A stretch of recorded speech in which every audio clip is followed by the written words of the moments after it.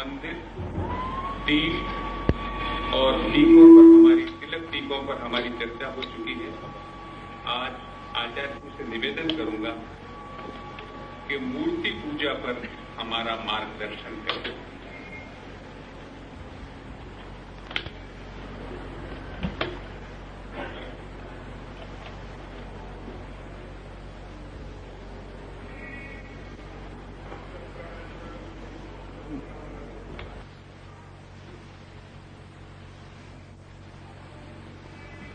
Doctor Frank Rudolf ने अपना पूरा जीवन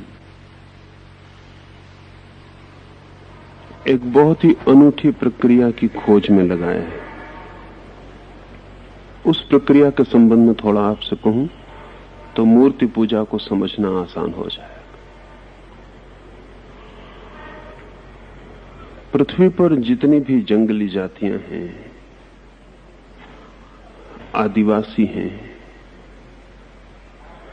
वे सब एक छोटे से प्रयोग से सदा से परिचित रहे। उस प्रयोग की खबरें कभी कभी तथाकथित सभ्य लोगों तक भी पहुंच जाती हैं। रुडोल्फ ने उसी संबंध में अपना पूरा जीवन लगाया और जिस नतीजों पर वो खोजी पहुंचा है वो बड़े अद्भुत है। आदिवासियों में प्रचलित है ये बात कि किसी भी व्यक्ति की मिट्टी की प्रतिमा बनाकर उस व्यक्ति को कोई भी बीमारी भेजी जा सकती है। बीमारी ही नहीं, उसकी मृत्यु भी उसे भेजी जा सकती है। रुडोल्फ फ्रैंक ने अपने जीवन के 30 वर्ष इस खोज में लगाए कि इस बात में कितनी सच्चाई है। क्या यह हो सकता है कि एक व्यक्ति की मिट्टी की प्रतिमा बनाई जाए और उसे कोई भी बीमारी भेजी जा सके या उसकी मौत भी भेजी जा सके? अत्यंत संदेह से भरा हुआ चित्त लेकर, वैज्ञानिक की बुद्धि लेकर यह व्यक्ति अमेज़न के आदिवासियों के बीच वर्षों तक रहा। बड़ी कठिनाई में पड़ गया क्योंकि घटना को सैकड़ों बार आंखों के सामने घटते देखा।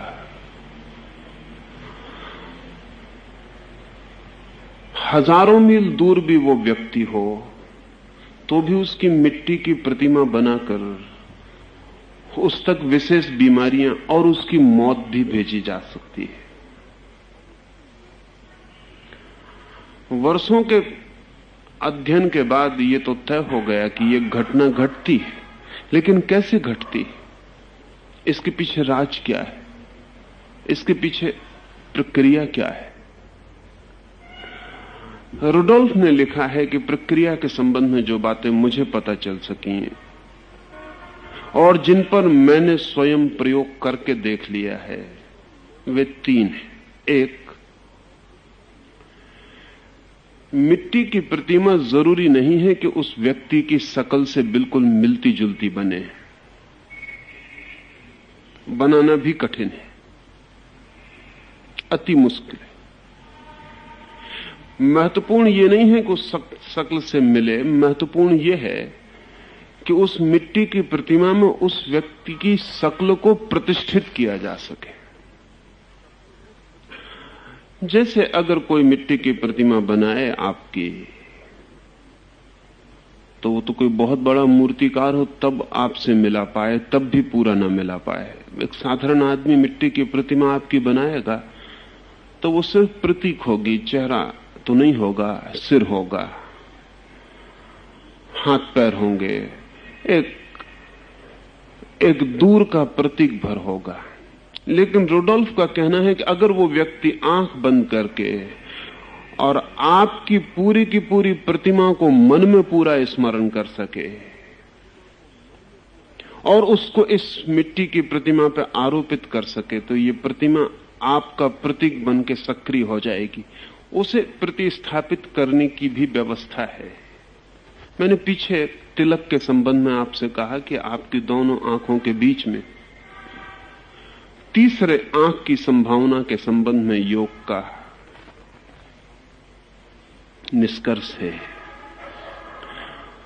वो जो तीसरी आंख है आपकी,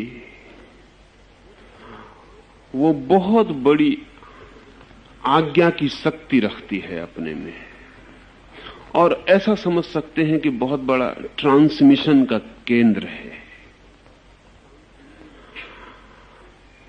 अगर आप अपने बेटे को या अपने नौकर को या किसी को कोई आज्ञा देते हैं, अब बाप अपने बेटे को कहता है कि फला काम कर ला और वो बेटा इंकार करता है, तो आप थोड़ा प्रयोग करके देखना। अगर आप दोनों आंखों के बीच में अपने ध्यान को केंद्रित करके बेटे को कहें कि फला काम कर ला, तब आप देखना कि 10 में से 9 मौकों पर इंकार करना असंभव हो जाएगा। और इससे उल्टा करके आप देखना कि आंखों के बीच में ध्यान को केंद्रित मत करना, तो 10 में से 9 मौकों पर इंकार करना संभव हो जाएगा। अगर आप अपनी दोनों आंखों के बीच में ध्यान को केंद्रित करके कोई भी बात फेंकें, तो वो साधारण शक्ति की नहीं, असाधारण शक्ति लेकर गतिमान हो जाती है। अगर किसी व्यक्ति की प्रतिमा को मन में रख के और उसकी छोटी प्रतिमा को ध्यान में लेकर आज्ञा के चक्र से अगर गीली मिट्टी के बनाए हुए लौंदे पर फेंक दिया जाए, तो वो गीली मिट्टी का लौंदा साधारण मिट्टी का लौंदा नहीं रह जाता, वो आपकी आज्ञा से संक्रामित और आविष्ट हो जाता है। और अगर उस मिट्टी की प्रतिमा के दोनों आंखों के बीच में आप ध्यान करके कोई भी बीमारी का स्मरण कर सकें, सिर्फ 1 मिनट, तो वो व्यक्ति उस बीमारी से संक्रामित हो जाएगा। वो कितनी ही दूर हो, इससे कोई सवाल नहीं उठता। उसकी मृत्यु तक घटित हो सकती है। रुडोल्फ ने अपने पूरे जीवन के अध्ययन के बाद यह लिखा है कि ये बात सुनने में हैरानी की लगती थी, लेकिन जब मैंने इसके प्रयोग देखे तो मैं चकित रह गया। वृक्षों की प्रतिमा बना के आदिवासियों ने उसके सामने वृक्षों को तत्काल सूखने पर मजबूर कर दिया। वो वृक्ष जो अभी हरा भरा था, उसके पत्ते कुम्हला गए। वो वृक्ष जो अभी जीवित मालूम पड़ता था, मरने की प्रक्रिया पर रुग्ण हो गया। पानी डालते रहे, पानी सींचते रहे, किसी तरह का नुकसान वृक्ष को बाहर से नहीं पहुंचने दिया गया, लेकिन महीने भर में वृक्ष सूख के नष्ट हो गए। जो वृक्ष पर हो सकता है वो व्यक्ति पर हो सकता है। रुडोल्फ की इस प्रक्रिया से इसलिए मैं बात करना चाहता हूं कि मूर्ति पूजा भी इसी प्रक्रिया का और एक विराट आयाम में प्रयोग है।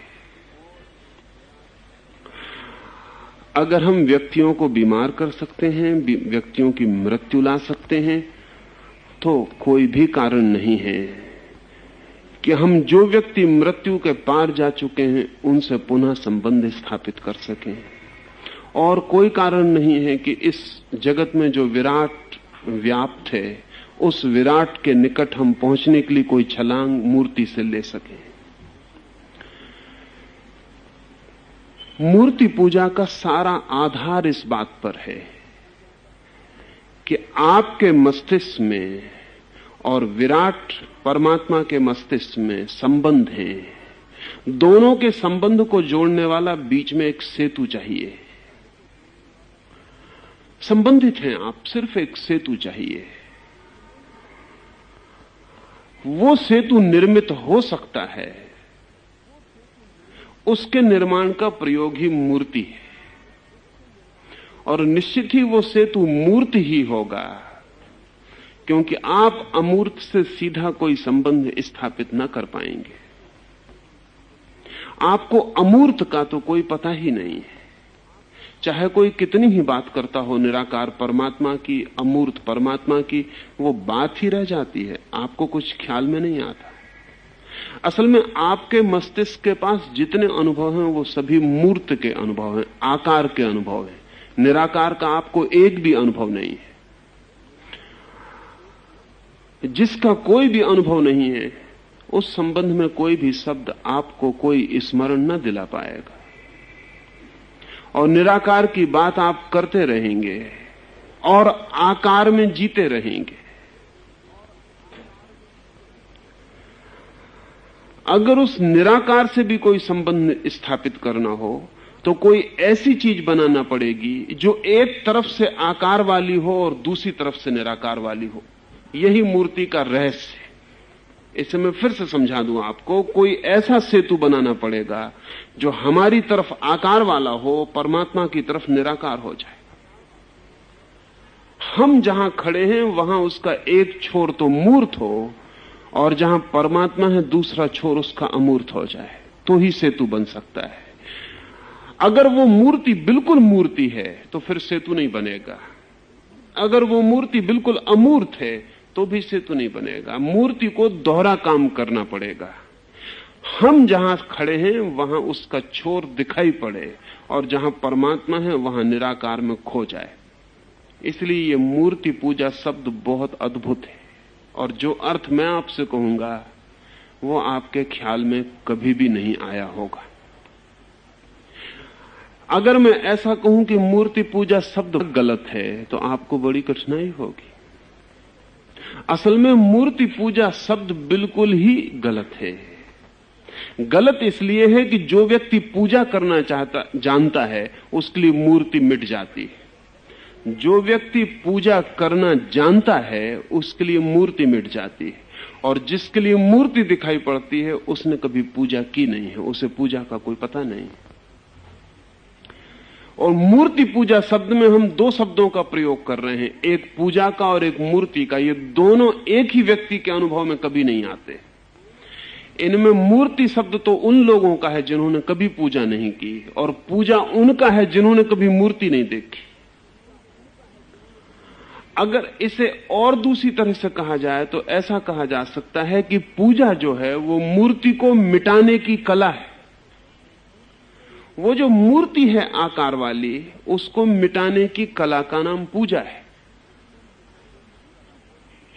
उसके मूर्त हिस्से को गिराते जाना है, गिराते जाना है। थोड़ी ही देर में वो अमूर्त हो जाती है। थोड़ी ही देर में इस तरफ जो मूर्त हिस्सा था वहां से शुरुआत होती है पूजा की, और जब पूजा पकड़ लेती है साधक को तो थोड़ी ही देर में वो छोर खो जाता है और अमूर्त प्रकट हो जाता है।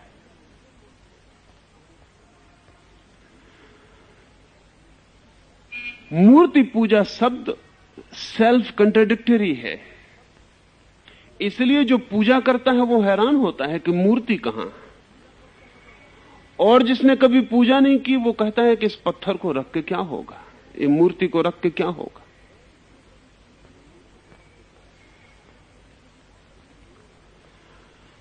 ये दो तरह के लोगों के अनुभव हैं जिनका कहीं तालमेल नहीं हुआ है, और इसलिए दुनिया में बड़ी तकलीफ हुई। आप मंदिर के पास से गुजरेंगे तो मूर्ति दिखाई पड़ेगी, क्योंकि पूजा के पास से गुजरना आसान नहीं है। तो आप कहेंगे पत्थर की मूर्तियों से क्या होगा, लेकिन जो उस मंदिर के भीतर कोई एक मीरा अपनी पूजा में लीन हो गई है, उसे वहां कोई भी मूर्ति नहीं बची। पूजा घटित होती है, मूर्ति विदा हो जाती है। मूर्ति सिर्फ प्रारंभ है। जैसे ही पूजा शुरू होती है मूर्ति खो जाती है। तो वो जो हमें दिखाई पड़ती है वो इसलिए दिखाई पड़ती है कि हमें पूजा का कोई पता नहीं। और दुनिया में जैसे जैसे पूजा कम होती जाएगी वैसे वैसे मूर्तियां बहुत दिखाई पड़ेंगी, और जब बहुत मूर्तियां दिखाई पड़ेंगी और पूजा कम हो जाएगी तो मूर्तियों को हटाना पड़ेगा, क्योंकि पत्थरों को रख के क्या करिएगा, उनका कोई प्रयोजन नहीं है। साधारणतः लोग सोचते हैं कि जितना पुराना आदमी होता है, जितना आदिम, उतना मूर्ति पूजक होता है। जितना आदमी बुद्धिमान होता चला जाता उतनी मूर्ति को छोड़ता चला जाता है। सच नहीं है ये बात। असल में पूजा का अपना विज्ञान है। वो जितना ही हम उससे अपरिचित होते चले जाते हैं उतनी ही कठिनाई होती चली जाती। इस संबंध में एक बात और आपको कह देना उचित होगा। हमारी ये दृष्टि नितांत ही भ्रांत और गलत है कि आदमी ने सभी दिशाओं में विकास कर लिया है। जब हम कहते हैं विकास, तो उससे ऐसा भ्रम पैदा होता है कि सभी दिशाओं में विकास हो गया होगा, एवोल्यूशन हो गई होगी। आदमी की जिंदगी इतनी बड़ी चीज है कि अगर आप एक आध चीज में विकास कर लेते हैं तो आपको पता ही नहीं चलता कि आप किसी दूसरी चीज में पीछे छूट जाते हैं। अगर आज विज्ञान पूरी तरह विकसित है तो धर्म के मामले में हम बहुत पीछे छूट गए हैं। कभी धर्म विकसित होता है तो विज्ञान के मामले में पीछे छूट जाते हैं। कभी ऐसा होता है कि एक आयाम में हम कुछ जान लेते हैं, दूसरे आयाम को भूल जाते हैं। 1880 में यूरोप में अल्टामीरा की गुफाएं मिली। उन गुफाओं में 20,000 साल पुराने चित्र हैं और रंग ऐसा है जैसे कल सांझ को चित्रकार ने किया हो। दान मार्सिलानो ने, जिसने वो गुफाएं खोजी, उस पर सारे यूरोप में बदनामी हुई उसकी। लोगों ने ये शक किया कि ये अभी इसने पुतवा के रंग तैयार करवा लिए हैं, ये अभी गुफा में रंग पोते गए। और जो भी चित्रकार देखने गया उसी ने कहा कि ये मार्सिलानो की धोखेधड़ी, इतने ताजे रंग पुराने तो हो ही नहीं सकते। उन चित्रकारों का कहना भी ठीक ही था, क्योंकि वान गाग के चित्र 100 साल पुराने नहीं है, लेकिन सब फीके पड़ गए। और पिकासो ने अपनी जवानी में जो चित्र रंगे थे, उसके बूढ़े होने के साथ वो चित्र भी बूढ़े हो गए। आज सारी दुनिया में किसी भी कोने में चित्रकार जिन रंगों का प्रयोग करते हैं, उनकी उम्र 100 साल से ज्यादा नहीं है रंगों की। 100 साल में वो फीके हो ही जाने वाले।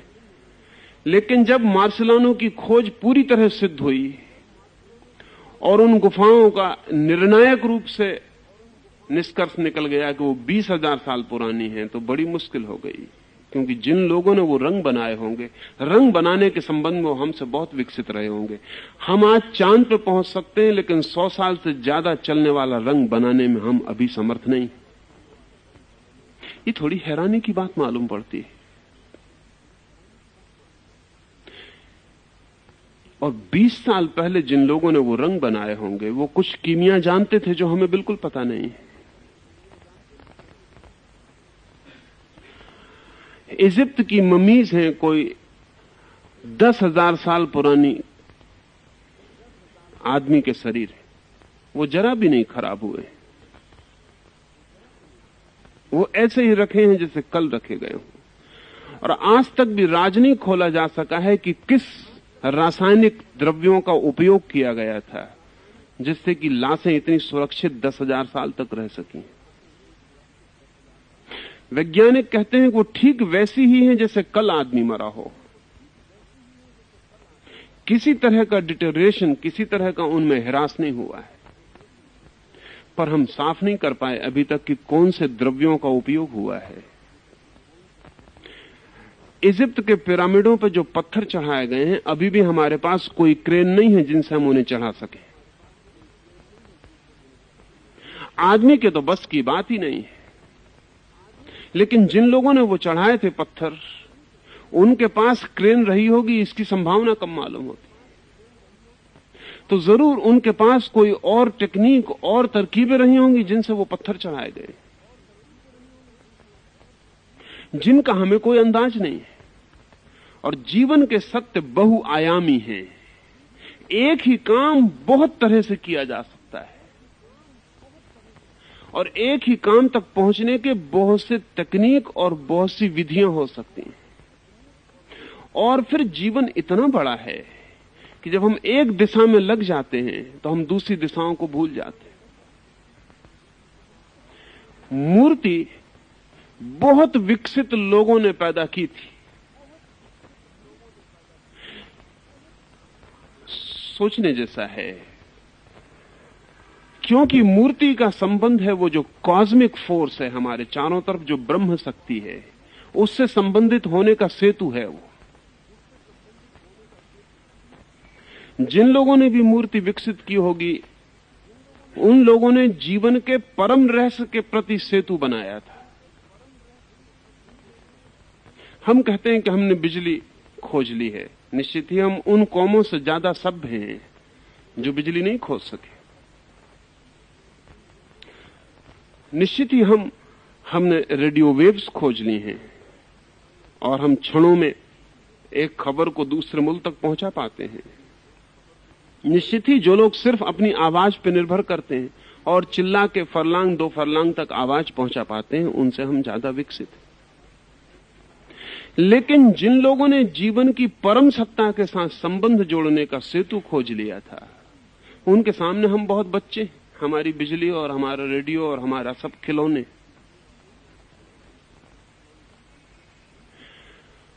जीवन के परम रहस्य से जुड़ने की जो कला है, उसकी खोज किसी एक दिशा में जिन लोगों ने बहुत मेहनत की थी, उसका परिणाम थी।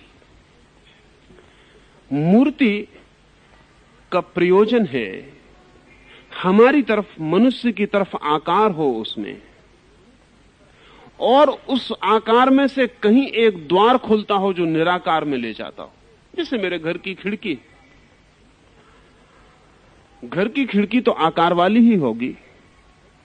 जब घर ही आकार वाला है तो खिड़की निराकार नहीं हो सकती। लेकिन खिड़की खोलकर जब आकाश में झांकने कोई जाए तो निराकार में प्रवेश हो जाता है। और अगर मैं किसी को कहूं कि मैं अपने घर की खिड़की को खोल के निराकार के दर्शन कर लेता हूं, और अगर उस आदमी ने कभी खिड़की से झांक के आकाश को न देखा हो, तो वो कहेगा कैसे पागलपन की बात है, इतनी छोटी सी खिड़की से निराकार का दर्शन कैसे होता होगा। इतनी छोटी सी खिड़की से जिसका दर्शन होता होगा वो ज्यादा से ज्यादा इतनी खिड़की के बराबर ही हो सकता है, इससे बड़ा कैसे होगा। और उसकी बात तर्कयुक्त है। और अगर उसने खिड़की पे जाके कभी आकाश नहीं देखा है तो वो उसको राजी करना कठिन होगा। हम उसे समझा ना पाएंगे कि छोटी सी खिड़की भी निराकार आकाश में खुल सकती है। खिड़की का कोई बंधन उस पर नहीं लगता जिस पर वो खुलती है। मूर्ति का कोई बंधन अमूर्ति के ऊपर नहीं है। मूर्ति तो सिर्फ द्वार बन जाती अमूर्त के लिए। इसलिए जिन लोगों ने भी समझा कि मूर्ति अमूर्ति के लिए बाधा है, उन्होंने दुनिया में बड़ी नासमझी पैदा करवाई। और जिन्होंने ये सोचा कि हम खिड़की को तोड़ के आकाश को तोड़ देंगे, वो तो फिर निपट ही पागल है। मूर्ति को तोड़ के हम अमूर्ति को तोड़ देंगे, वो तो फिर उनके पागलपन का कोई हिसाब ही नहीं। लेकिन मूर्ति को तोड़ने का ख्याल उठेगा अगर पूजा की कला और कीमिया का पता ना हो। दूसरी बात, पूजा कुछ ऐसी चीज है सब्जेक्टिव, आंतरिक, निजी, कि उसकी कोई अभिव्यक्ति और कोई प्रदर्शन नहीं हो सकता। जो भी निजी है इस जगत में और आंतरिक है, उसका कोई प्रदर्शन संभव नहीं है। मेरे हृदय को काट के देखा जा सकता है तो प्रेम उसमें नहीं मिलेगा, क्रोध भी नहीं मिलेगा, घृणा भी नहीं मिलेगी, क्षमा भी नहीं मिलेगी, करुणा भी नहीं मिलेगी। फेफड़ा मिलेगा, सिर्फ फुफ्फुस मिलेगा जो हवा को पंप करने का काम करता है। और अगर ऑपरेशन की टेबल पर रख के मेरे हृदय की सब जांच पड़ताल करके डॉक्टर ये सर्टिफिकेट दे दें कि इस आदमी ने कभी प्रेम का अनुभव नहीं किया, घृणा का अनुभव नहीं किया, क्योंकि हम ऑपरेशन की टेबल पर सब जांच पड़ताल कर लिए, सिवाय हवा को फेंकने के पंप के और कुछ भी नहीं है भीतर, तो क्या मेरे पास कोई उपाय होगा कि मैं सिद्ध कर सकूं कि मैंने प्रेम किया है? या मेरी बात वो टेबल के आसपास खड़े हुए डॉक्टर मानने को राजी होंगे?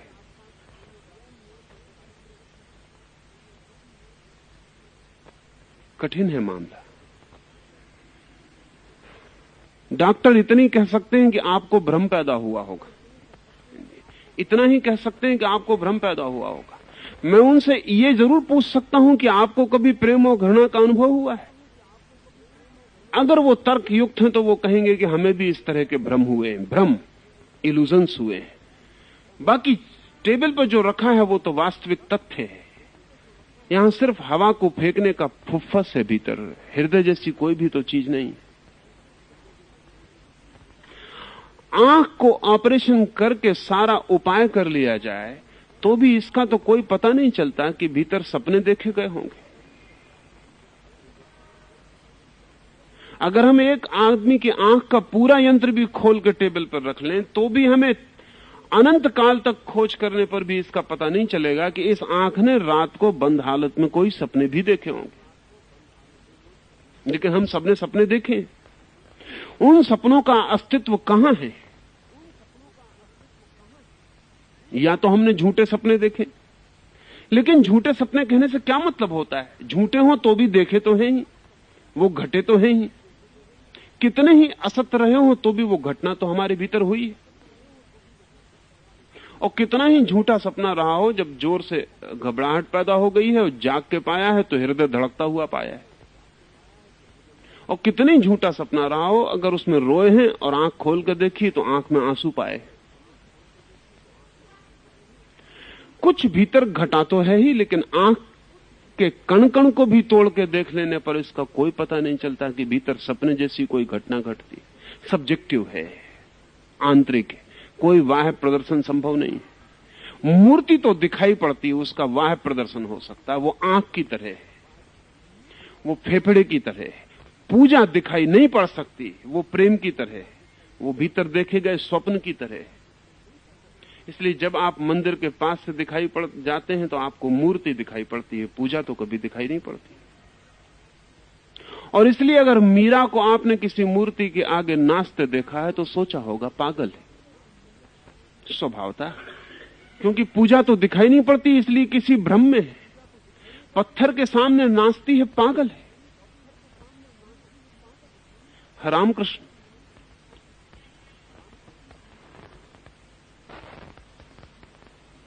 को पहली दफा जब दक्षिणेश्वर के मंदिर में पुजारी की तरह रखा गया है तो 2-4-8 दिन में ही बड़ी बड़ी चर्चाएं कलकत्ते में फैलनी शुरू हो गई। और कमेटी के पास लोग गए, ट्रस्टियों के पास लोग गए और कहा इस आदमी को अलग कर दो, क्योंकि हमने बड़ी गलत बातें सुनी। हमने सुना है कि वो फूल को पहले सूंघ लेता है फिर मूर्ति को चढ़ाता है, और हमने ये भी सुना है कि प्रसाद को पहले चख लेता है और फिर प्रसाद लगाता है। ये तो पूजा भ्रष्ट हो गई।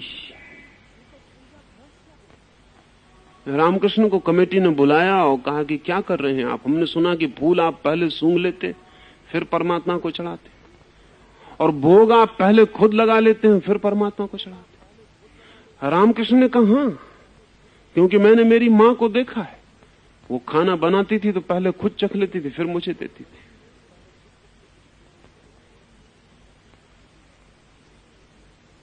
क्योंकि वो कहती थी पता नहीं तुझे देने योग बना भी कि नहीं, तो मैं बिना चखे नहीं चढ़ा सकूंगा। और फूल जब तक मैं न सूंघ लूं तो मैं कैसे चढ़ाऊं? पता नहीं सुगंधित है भी या नहीं।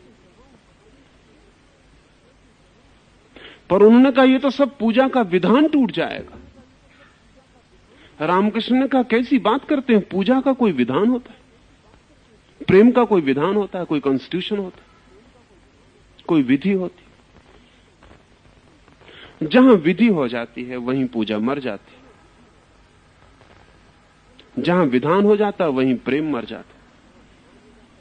ये तो आंतरिक उद्भाव है, अत्यंत निजी है, अत्यंत वैयक्तिक है, और फिर भी उसमें एक यूनिवर्सल, एक सार्वभौम तत्व है जो पहचाना जा सकता है। जब एक प्रेमी प्रेम करता है, जब दूसरा प्रेमी प्रेम करता है, तो दोनों ही प्रेम करते हैं, फिर भी दो ढंग से करते हैं। उनमें बड़े गहरे फर्क होते हैं और फिर भी गहराई में एक समानता होती है। उन दोनों के प्रेम की अपनी निजता, इंडिविजुअलिटी होती है, और फिर भी दोनों के प्रेम के भीतर कहीं एक ही आत्मा का वास होता है। पर पूजा तो दिखाई नहीं पड़ेगी, मूर्ति दिखाई पड़ेगी। और हम एक शब्द बनाए हैं मूर्ति पूजा, जो बिल्कुल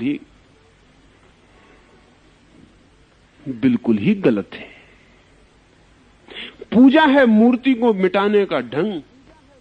अब ये बात बड़ी अजीब लगती है, क्योंकि भक्त पहले मूर्ति बनाता है और फिर भक्त मूर्ति मिटाता है।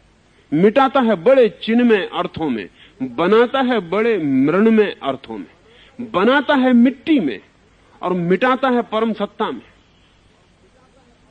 इसलिए एक और आपको ख्याल दिला दूं, इस देश में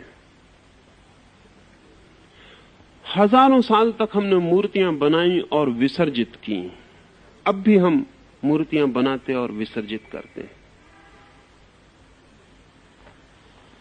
और कई दफे मन को बड़ी हैरानी होती, न मालूम कितने लोगों ने मुझे आके कहा होगा, इतनी सुंदर काली की प्रतिमा बनाते हैं और फिर इसको पानी में डालाते हैं। गणेश को बिठाते हैं, बनाते हैं, सजाते हैं, इतना प्रेम प्रकट करते हैं, फिर एक दिन उठा के और तालाब में डुबा देते। पागलपन ही हुआ ना निपट। पर इस विसर्जन के पीछे एक बड़ा ख्याल है। असल में पूजा का रहस्य यह है कि बनाओ और विसर्जित करो। इधर बनाओ मूर्ति आकार में और मिटाओ निराकार में। ये तो प्रतीक है सिर्फ। काली को बनाया है, पूजा है, फिर नदी में डाला है। आज हमें तकलीफ होती है डालाने में, क्योंकि हमें पता ही नहीं है इस बात का कि बना के अगर हमने पूजा की होती तो हमने एक और गहरे अर्थों में पहले ही विसर्जन कर दिया होता। लेकिन वो तो हमने की नहीं। मूर्ति बना के रखी, सजाई, बहुत सुंदर बनाई, फिर जब पीड़ा होती है उसको डुबाने जब जाते हैं, क्योंकि बीच में जो असली काम था वो तो हुआ नहीं।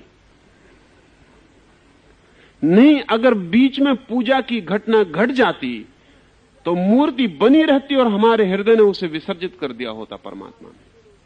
और तब जब हम डुबाने जाते नदी में तो वो चली हुई कारतूस की तरह होती, उसके भीतर कुछ भी ना था, काम तो उसका हो चुका था। लेकिन आज जब आप मूर्ति को डुबाने जाते हैं तो वो चली हुई कारतूस नहीं होती, भरी हुई कारतूस होती। वो कुछ नहीं चला, सिर्फ भर के रख ली थी कारतूस और डुबाने जा रहे हैं, तो पीड़ा होनी स्वाभाविक है। जो लोग उसको डुबाए थे 21 दिन के बाद, उन्होंने 21 दिन में कारतूस चला ली थी। वो 21 दिन में उसको विसर्जित कर चुके थे। पूजा है विसर्जन। मूर्ति का छोर तो हमारी तरफ है जहां से हम यात्रा शुरू करेंगे, और पूजा वो विधि है जहां से हम आगे बढ़ेंगे। मूर्ति पीछे छूट जाएगी और पीछे पूजा रह जाएगी। मूर्ति पर जो रुक गया उसने पूजा नहीं जानी। पूजा पे जो चला गया उसने मूर्ति को पहचाना।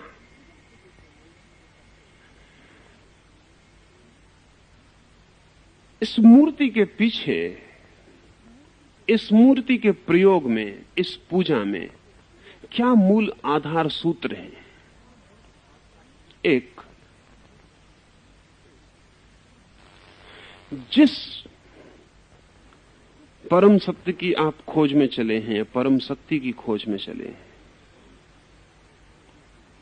उसमें छलांग लगाने के लिए कोई जंपिंग बोर्ड, कोई जगह जहां से आप छलांग लगाएंगे, उसके लिए कोई जगह की जरूरत नहीं, पर आपको तो खड़े होने के लिए जगह की जरूरत पड़ेगी जहां से आप छलांग लगाएंगे। माना कि सागर में कूदने चले हैं, लेकिन सागर है अनंत, पर आप तो तट के किसी किनारे पर खड़े होकर ही छलांग लेंगे ना। छलांग लेने तक तो तट पर ही होंगे ना। छलांग लेते ही तट के बाहर हो जाएंगे, लेकिन पीछे लौट के तट को इतना धन्यवाद तो देंगे ना कि तुझसे ही हमने अनंत में छलांग ली थी। उल्टा दिखता है। साकार से निराकार में छलांग हो सकती है? अगर तर्क में सोचने जाएंगे तो गलत है बात। साकार से निराकार में छलांग कैसे होगी? साकार तो और साकार में ही ले जाएगा। कृष्णमूर्ति से पूछेंगे तो वो कहेंगे नहीं होगी छलांग। साकार से निराकार में छलांग कैसे होगी? शब्द से निशब्द में कैसे कूदिएगा?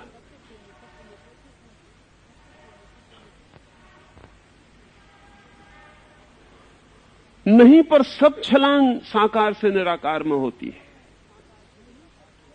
क्योंकि गहरे में साकार निराकार के विपरीत नहीं, निराकार का ही एक हिस्सा है और अविभाजित हिस्सा है। विभाजित हमें दिखाई पड़ता है, हमारी देखने की क्षमता सीमित है इसलिए, अन्यथा अविभाज्य। जब हम सागर के किनारे खड़े होते हैं और तट को देखते हैं तो स्वभावतः हमें लगता है कि तट सागर से अलग है। वो जो दूसरा तट है सागर के उस पार बहुत बहुत दूर, वो अलग है। तो फिर हमें पता नहीं है। तो थोड़ा हमें सागर में नीचे उतर के देखना चाहिए, तो हम पाएंगे ये तट और दूसरा तट नीचे से जुड़े।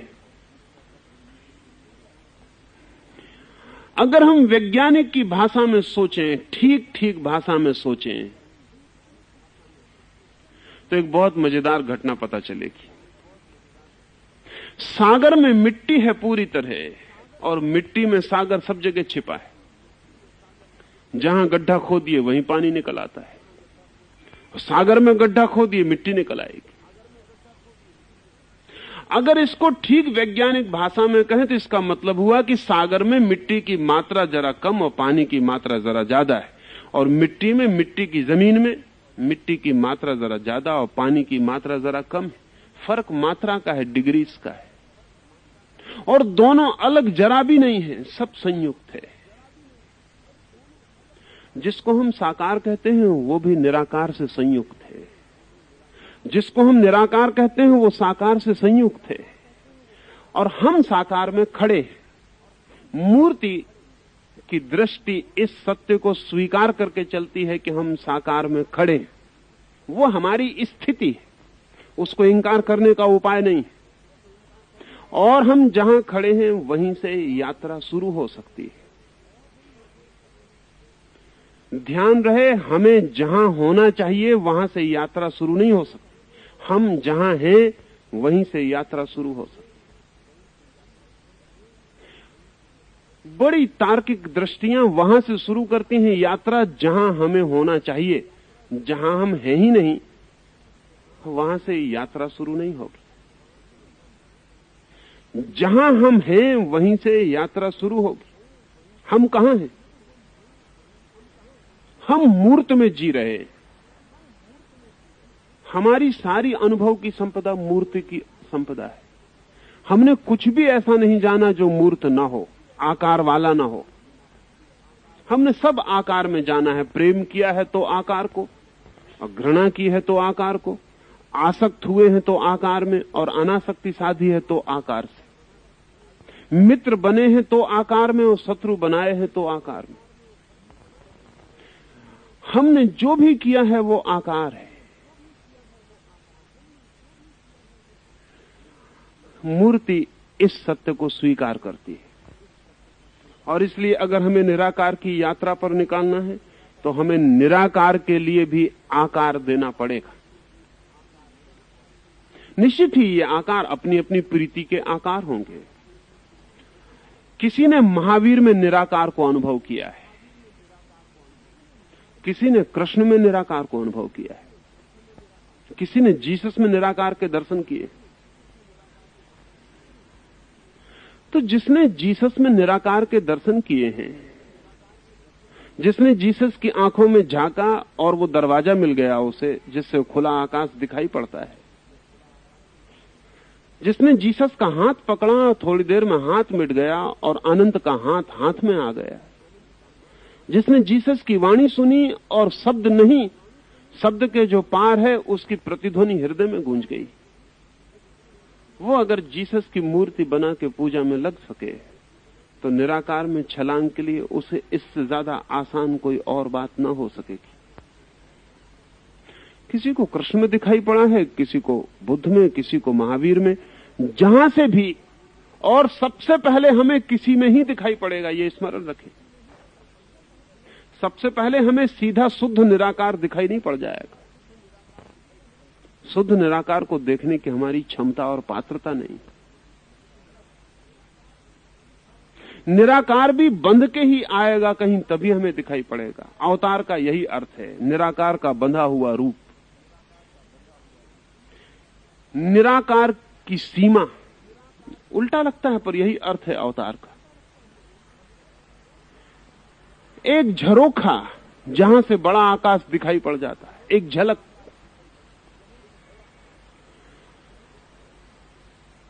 निराकार से सीधी मुलाकात नहीं होगी। पहले तो उसे कहीं आकार में ही उसकी प्रतीति होगी, फिर जिस आकार में उसकी प्रतीति हो जाए उस आकार से बार बार उसी प्रतीति में उतरना आसान हो जाए। अब बुद्ध को जिसने देखा है, बुद्ध की प्रतिमा को देखते ही प्रतिमा भूल जाएगी और बुद्ध सजीव हो उठेंगे।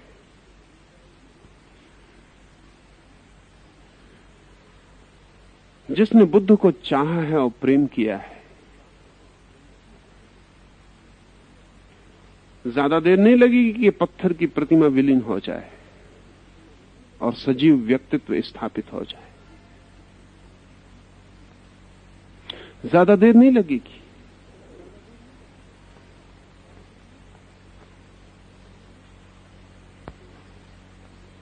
तो बुद्ध हो कि महावीर हो कि कृष्ण हो कि क्राइस्ट हो,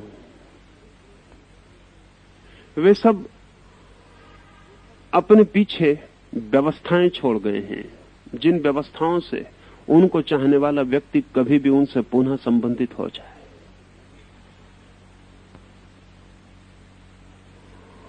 और आकार बहुत बड़ी व्यवस्था है, और मूर्ति को बनाने की जो कला है या विज्ञान है, उसमें बहुत सी बातों का ख्याल और हिसाब रखा गया है। अगर उतनी सारी बातों के हिसाब और ख्याल से मूर्ति बनाई गई हो तो गहरे परिणाम ले आएगी। जैसे दो तीन बातें ख्याल कर लेनी। जैसे अगर आपने बुद्ध की प्रतिमाएं देखी हैं तो बुद्ध की प्रतिमाओं को, हजारों प्रतिमाओं को देखकर भी एक बात पक्की अनुभव में आ जाएगी कि प्रतिमाएं व्यक्ति की कम और किसी भाव दशा की ज्यादा है। बुद्ध की 1000 प्रतिमाएं रखी हों तो व्यक्ति की कम किसी भाव दशा की, स्टेट ऑफ माइंड की प्रतिमाएं। अगर बुद्ध को गौर से देखेंगे, बुद्ध की प्रतिमा पर ध्यान करेंगे तो थोड़ी ही देर में एहसास होना शुरू हो जाएगा एक अद्भुत अनुकंपा का, एक महाकरुणा का, जो आपको चारों तरफ से घेरने लगे। बुद्ध का उठा हुआ हाथ या बुद्ध की आधी मुंदी हुई पलकें और बुद्ध के चेहरे का अनुपात, बुद्ध के बैठने का ढंग, बुद्ध के मुड़े हुए पैर, बुद्ध की सारी जो आनुपातिक व्यवस्था है,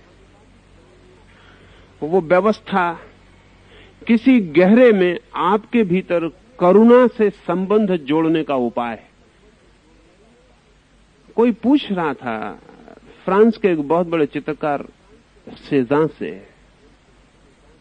कि तुम ये चित्र बनाते हो, किस लिए? तो सेजान ने कहा कि इसलिए चित्र बनाता हूं कि मेरे हृदय में जो भाव था, खोजता हूं कि उस भाव के लिए आकार क्या होगा और आकार बना देता हूं। अगर कोई उस आकार पर ठीक से ध्यान करे तो वो उस भाव को उपलब्ध हो जाएगा जो मेरे भीतर था। आप जब किसी चित्रकार का चित्र देखते हैं तो सिर्फ आकार देखते हैं, आपको ख्याल भी नहीं होता इस बात का कि तब आप चित्रकार की आत्मा को न समझ पाएंगे।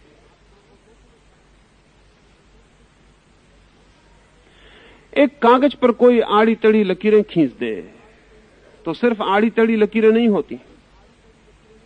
अगर आप उन पर ध्यान करें तो आपके भीतर भी चित्त उतना ही आड़ा टेढ़ा हो जाएगा, क्योंकि चित्त का एक नियम है कि वो जो देखता है उसके अनुरूप प्रतिध्वनित होता है, रिजोनेट होता है। अगर वे ही उतनी ही लकीरें आड़ी तड़ी न खींची जाएं, एक विशेष अनुपात में खींची जाएं, तो आपका चित्त उनको देखकर उस विशेष अनुपात को उपलब्ध होता है।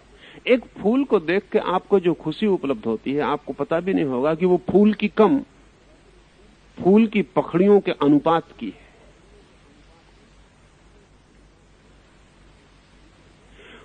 फूल के होने का जो ढंग है वो आपके भीतर आपके हृदय को भी फूल के होने का ढंग देता है। अगर एक सुंदर व्यक्ति के चेहरे को देखकर आपको आकर्षण पैदा होता है तो आपको कुल कारण इतना नहीं है कि उस व्यक्ति का चेहरा किसी हिसाब से सुंदर है। गहरे में असली कारण यह है कि उस व्यक्ति का सुंदर चेहरा आपके भीतर सौंदर्य का रिजोनेंस पैदा करता है। आपके भीतर भी कोई चीज उस सुंदर के साथ सुंदर हो उठती है और कुरूप के साथ कुरूप हो जाती है। कुरूप व्यक्ति के पास बैठ के आपको जो परेशानी होती है वो क्या परेशानी है? सुंदर व्यक्ति के पास बैठ के आपको जो सुखद प्रतीत होती है वो कौन सी प्रतीति है? असल में सुंदर अनुपात आपके भीतर भी सौंदर्य की धारा को बहाता है और आपको सुंदर बना जाता है। कुरूप का अर्थ ही केवल इतना है, गैर आनुपातिक, नॉन प्रोपोर्शनेट, आड़ा तिरछा, जिससे भीतर कोई ध्वनि पैदा नहीं होती, संगीत पैदा नहीं होता, विशृंखलता पैदा होती, अराजकता पैदा होती, भीतर सब कंपित हो जाता है। जर्मनी का एक चित्रकार, नृत्यकार पीछे आत्महत्या करके मरा। निजिंस्की उसका नाम था। और जब उसने आत्महत्या की और उसके घर की जांच पड़ताल हुई तो जो लोग भी उसके घर में गए वो 10-15 मिनट के बाहर आ जाएं। और उन्होंने कहा कि उसके घर में जाना ठीक नहीं है, वहां कोई भी आदमी इतने दिन रुक जाए तो आत्महत्या कर लेगा। बड़ी अजीब सी बात थी, उस घर के भीतर क्या होगा। निजिंस्की ने एक एक दीवार को इस तरह से चित्रित किया था, सिर्फ 2 ही रंगों का उपयोग करता था वो अपने आखिरी 2 साल में, लाल, सुर्ख और काला, बस 2 ही रंग का उपयोग करता था। एक एक दीवार, फर्श, छत सब पुती हुई थी, काला और लाल। 2 साल वो यही काम कर रहा था उधर भीतर।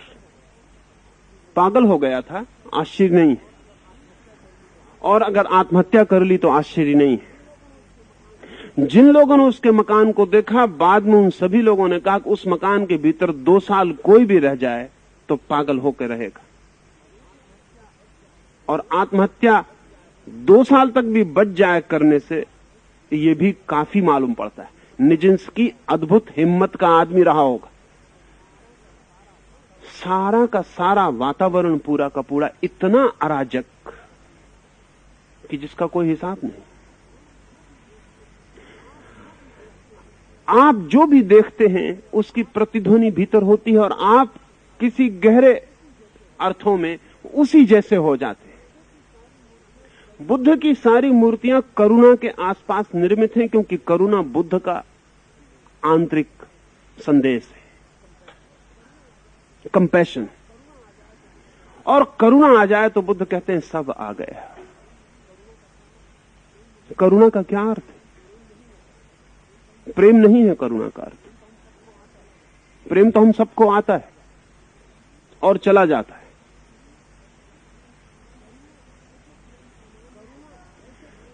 करुणा ऐसे प्रेम का नाम है जो आती तो है लेकिन फिर जाती नहीं। और प्रेम में तो दूसरे से कुछ ना कुछ पाने की गहरे में कुछ ना कुछ सूक्ष्म आकांक्षा होती है। करुणा में इस बात का बोध होता है कि किसी के पास कुछ देने को ही नहीं है तो कोई देगा कैसे। प्रत्येक इतना दीन है कि देने को तो किसी के पास कुछ भी नहीं है, इसीलिए करुणा है। करुणा में कोई मांग नहीं है, क्योंकि किससे मांगे, किसी के पास कुछ भी नहीं है। दान का कोई ख्याल नहीं है, लेकिन इतनी महाकरुणा में अपने आप हृदय के द्वार खुल जाते हैं और कुछ बटना शुरू हो जाता।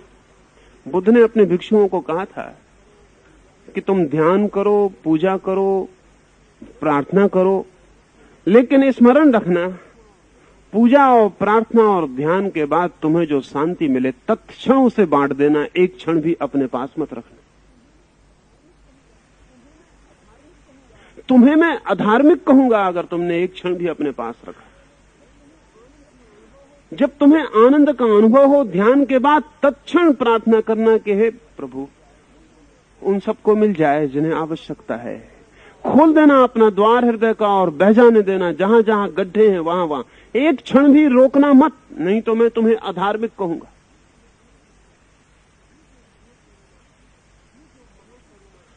ये जो महाकरुणा, इसको बुद्ध ने महामुक्ति कहा। तो बुद्ध की सारी प्रतिमाएं इस अनुपात में निर्मित की गई हैं कि उनकी पूजा करने वाला व्यक्ति उनके सानिध्य में बैठकर उस रेजोनेंस को, प्रतिध्वनि को उपलब्ध हो जाए जहां वो करुणा का प्रवाह अनुभव करने लगे।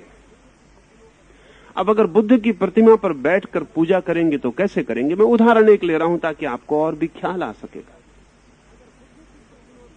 अगर बुद्ध की प्रतिमा पर पूजा करनी है तो पूजा का जो केंद्र है वो बुद्ध का हृदय बनाना पड़ेगा। जिसको ये पता नहीं वो बुद्ध की मूर्ति से कभी परिचित नहीं हो पाएगा, क्योंकि बुद्ध की मूर्ति का जो निहित ध्येय है वो आपके भीतर महाकरुणा का जन्म है, और करुणा का जो केंद्र है वो हृदय है। इसलिए बुद्ध की मूर्ति पर ध्यान करते वक्त हृदय पर, बुद्ध के हृदय पर ध्यान रखना पड़ेगा। एक तरफ बुद्ध के हृदय पर ध्यान रखना पड़ेगा और दूसरी तरफ अपने हृदय पर ध्यान रखना पड़ेगा। दोनों के हृदय एक साथ धड़क रहे हैं, इसकी प्रतीति में गहरा उतरना पड़ेगा।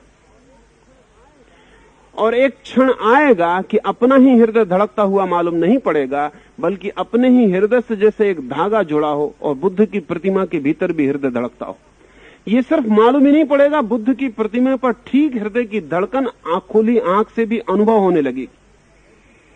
और जब ऐसी धड़कन बुद्ध की प्रतिमा पर अनुभव हो तो समझना कि बुद्ध में प्राण की प्रतिष्ठा हुई। नहीं तो प्राण की प्रतिष्ठा नहीं है तो पूजा का कोई अर्थ नहीं। ये नियम है कि जब बुद्ध का हृदय, पत्थर की मूर्ति का हृदय जब आपको बिल्कुल धड़कता हुआ मालूम पड़ने लगे, और ये बिल्कुल मालूम पड़ सकता है, पड़ता है, अगर आपके हृदय की धड़कन पर ठीक ध्यान किया गया और बुद्ध के हृदय पर ध्यान किया गया तो दोनों में संयोग स्थापित हो जाता है, और तब आपका ही हृदय बुद्ध की प्रतिमा में भी धड़कता है। जैसे कि दर्पण में आपकी ही प्रतिछवि दिखाई पड़ती हो। दर्पण में आपने ख्याल किया कभी? दर्पण में आपकी जो तस्वीर दिखाई पड़ती है उसका हृदय धड़कता है या नहीं धड़कता है? पर दर्पण में धड़कता है तो हम कहते हैं ठीक है, दर्पण तो दर्पण है। मूर्ति एक गहरे अर्थों में दर्पण है, एक आध्यात्मिक अर्थों में दर्पण है, और ठीक ऐसे ही मूर्ति में हृदय धड़कता हुआ मालूम पड़ने लगेगा। और जब हृदय धड़कता हुआ मालूम पड़े तब पूजा की शुरुआत होगी। तब तक मूर्ति में हृदय न धड़के तब तक पूजा की शुरुआत नहीं हो सकती, क्योंकि मूर्ति तब तक पत्थर है, तब तक मूर्ति नहीं बनी। ये भी ख्याल ले लें कि तब तक मूर्ति पत्थर है, तब तक मूर्ति नहीं बनी जब तक कि जीवंत न हो गई हो, जब तक उसमें प्राण प्रतिष्ठा न हो गई हो। अब अगर बुद्ध की प्रतिमा पर ध्यान करना है तो हृदय पर करना पड़ेगा। अगर महावीर की प्रतिमा पर ध्यान करना है तो दूसरा केंद्र है। अगर क्राइस्ट की प्रतिमा पर ध्यान करना है तो तीसरा केंद्र है। अगर कृष्ण की प्रतिमा पर ध्यान करना है तो चौथा केंद्र है। और दुनिया में जितनी प्रतिमाएं हैं, प्रत्येक प्रतिमा किसी पृथक केंद्र पर निर्मित है। और बड़ी हैरानी की बात यह है कि उन प्रतिमाओं को हजारों साल तक एक समाज पूजता रहेगा और उसे कुछ पता ही नहीं होगा कि वो किस केंद्र की प्रतिमा को पूज रहा है। और अगर केंद्र का पता नहीं तो आपका प्रतिमा से कभी कोई संबंध नहीं होगा। आप फूल रख के आ जाएंगे, धूप जलाएंगे, हाथ जोड़ के घर लौट आएंगे, आप पत्थर के सामने से ही लौट आए। क्योंकि ध्यान रहे, पत्थर को प्रतिमा बनाना पड़ता है, वो मूर्तिकार नहीं बनाएगा, वो आपको बनाना पड़ेगा। मूर्तिकार तो सिर्फ आकार देगा पत्थर को, पर उसको प्राण कौन देगा? उसको तो प्राण पूजा करने वाला देगा।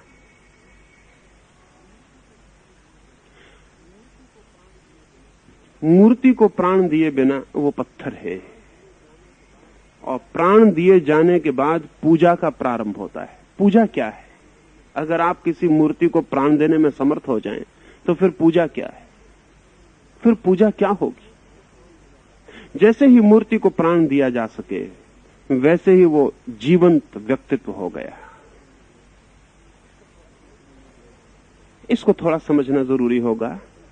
जैसे ही कोई चीज जीवंत हो जाए, उसमें आकार और निराकार दोनों समाविष्ट हो जाते हैं, क्योंकि देह तो आकार है और जीवन निराकार है। जीवन का कोई आकार नहीं, देह का आकार है।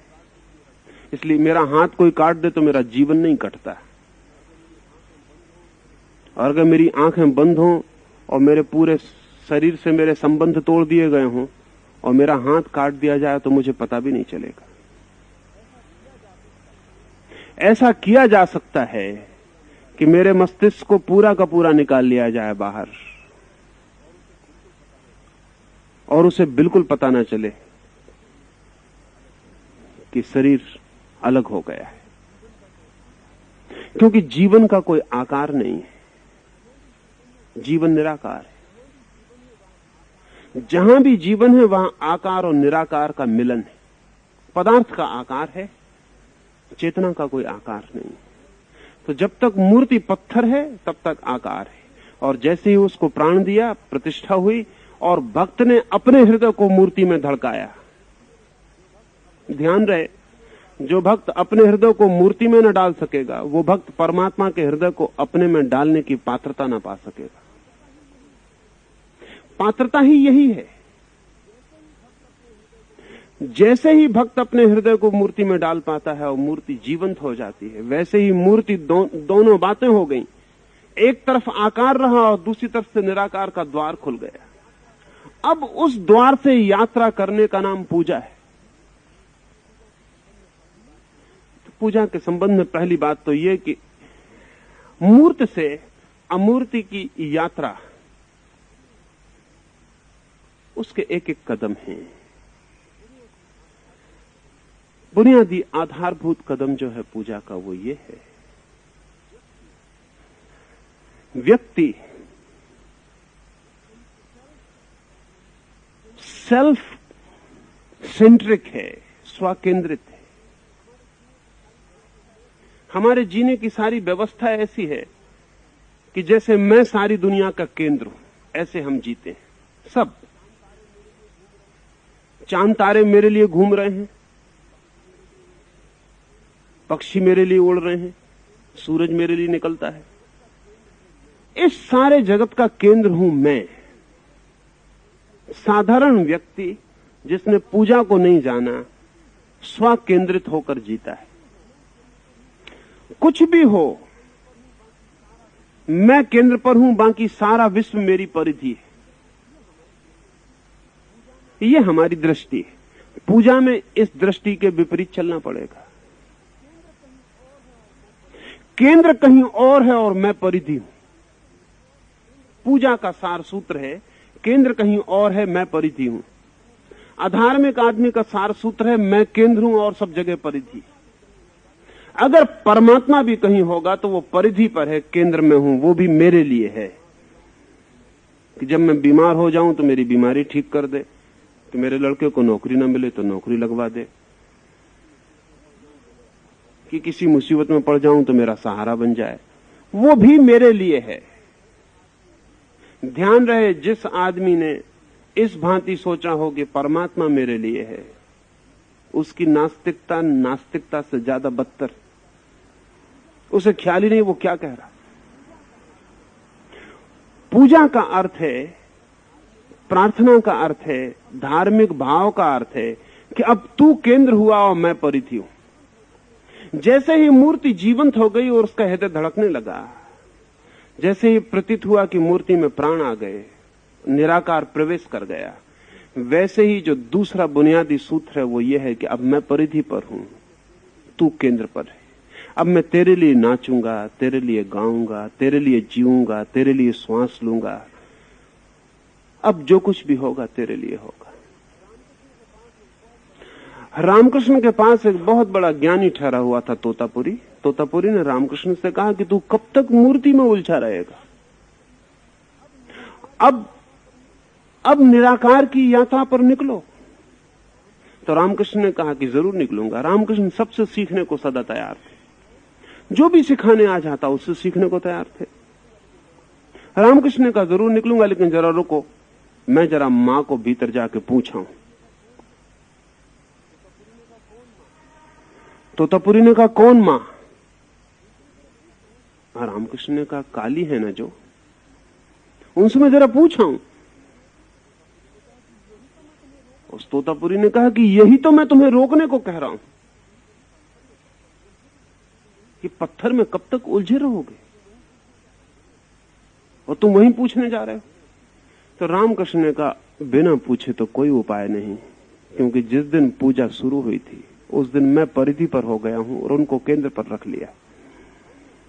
अब तो बिना पूछे कोई उपाय नहीं, अब तो मैं हूं ही नहीं। अब तो मैं जो भी कर सकता हूं वो उन्हीं के लिए है। उनकी आज्ञा हो गई तो ठीक, और उनकी आज्ञा नहीं हुई तो ठीक। उनकी बिना आज्ञा के मोक्ष भी अब व्यर्थ है, और उनकी आज्ञा के साथ नरक के लिए भी अब मैं राजी हूं। क्योंकि जिस दिन पूजा की थी उस दिन इसी शर्त पर तो पूजा शुरू हुई थी कि मैं परिधि हो गया, तुम केंद्र हो। तो उनसे बिना पूछे तो अब कुछ भी नहीं हो सकता। तोतापुरी की तो समझ के बाहर पड़ी बात। मूर्ति पूजा छोड़ने के लिए मूर्ति से पूछने जाएंगे रामकृष्ण, तो कैसे छूटेगी मूर्ति पूजा? जिसको छोड़ना है उससे पूछना क्या है, और छोड़ने के लिए पूछना पड़ता है। पर रामकृष्ण तब तक भीतर चले गए हैं। तोतापुरी पीछे पीछे जाके खड़े हो गए हैं। देखा कि रामकृष्ण की आंखों से तरल आंसुओं की धार बहती है, वो रो रहे हैं और बार बार कह रहे हैं कि नहीं आज्ञा दे दे। फिर रोते हैं, कहते हैं नहीं आज्ञा दे दे। तोतापुरी राह देखते होंगे आज्ञा दे दे।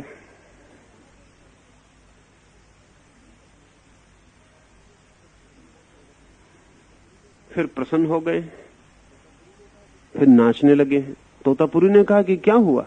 कहा आज्ञा मिल गई है, अब राजी हूं, अब कोई सवाल नहीं। केंद्र पर रखने का अर्थ है अब से मेरा जीवन समर्पित जीवन होगा। पूजा का अर्थ है समर्पित जीवन। पूजा का अर्थ है अब मैं ऐसे जीऊंगा जैसे परमात्मा के लिए जी रहा हूं। उठूंगा बैठूंगा उसके लिए, खाऊंगा पीऊंगा उसके लिए, बोलूंगा चुप होऊंगा उसके लिए।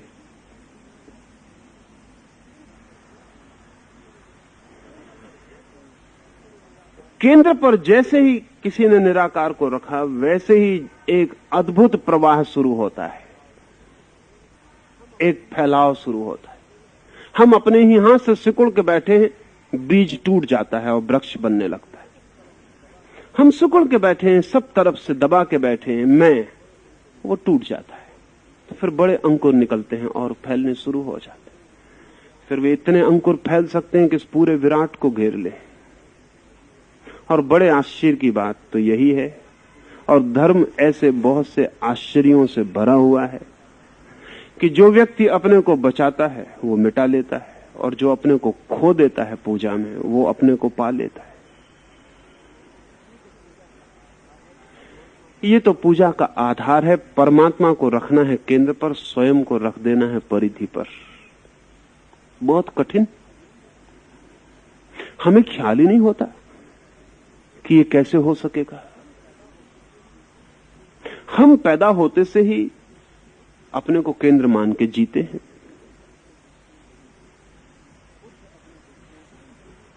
बुद्ध अपने भिक्षुओं को कहते थे कि तुम जाके कुछ दिन मरघट में रह आओ।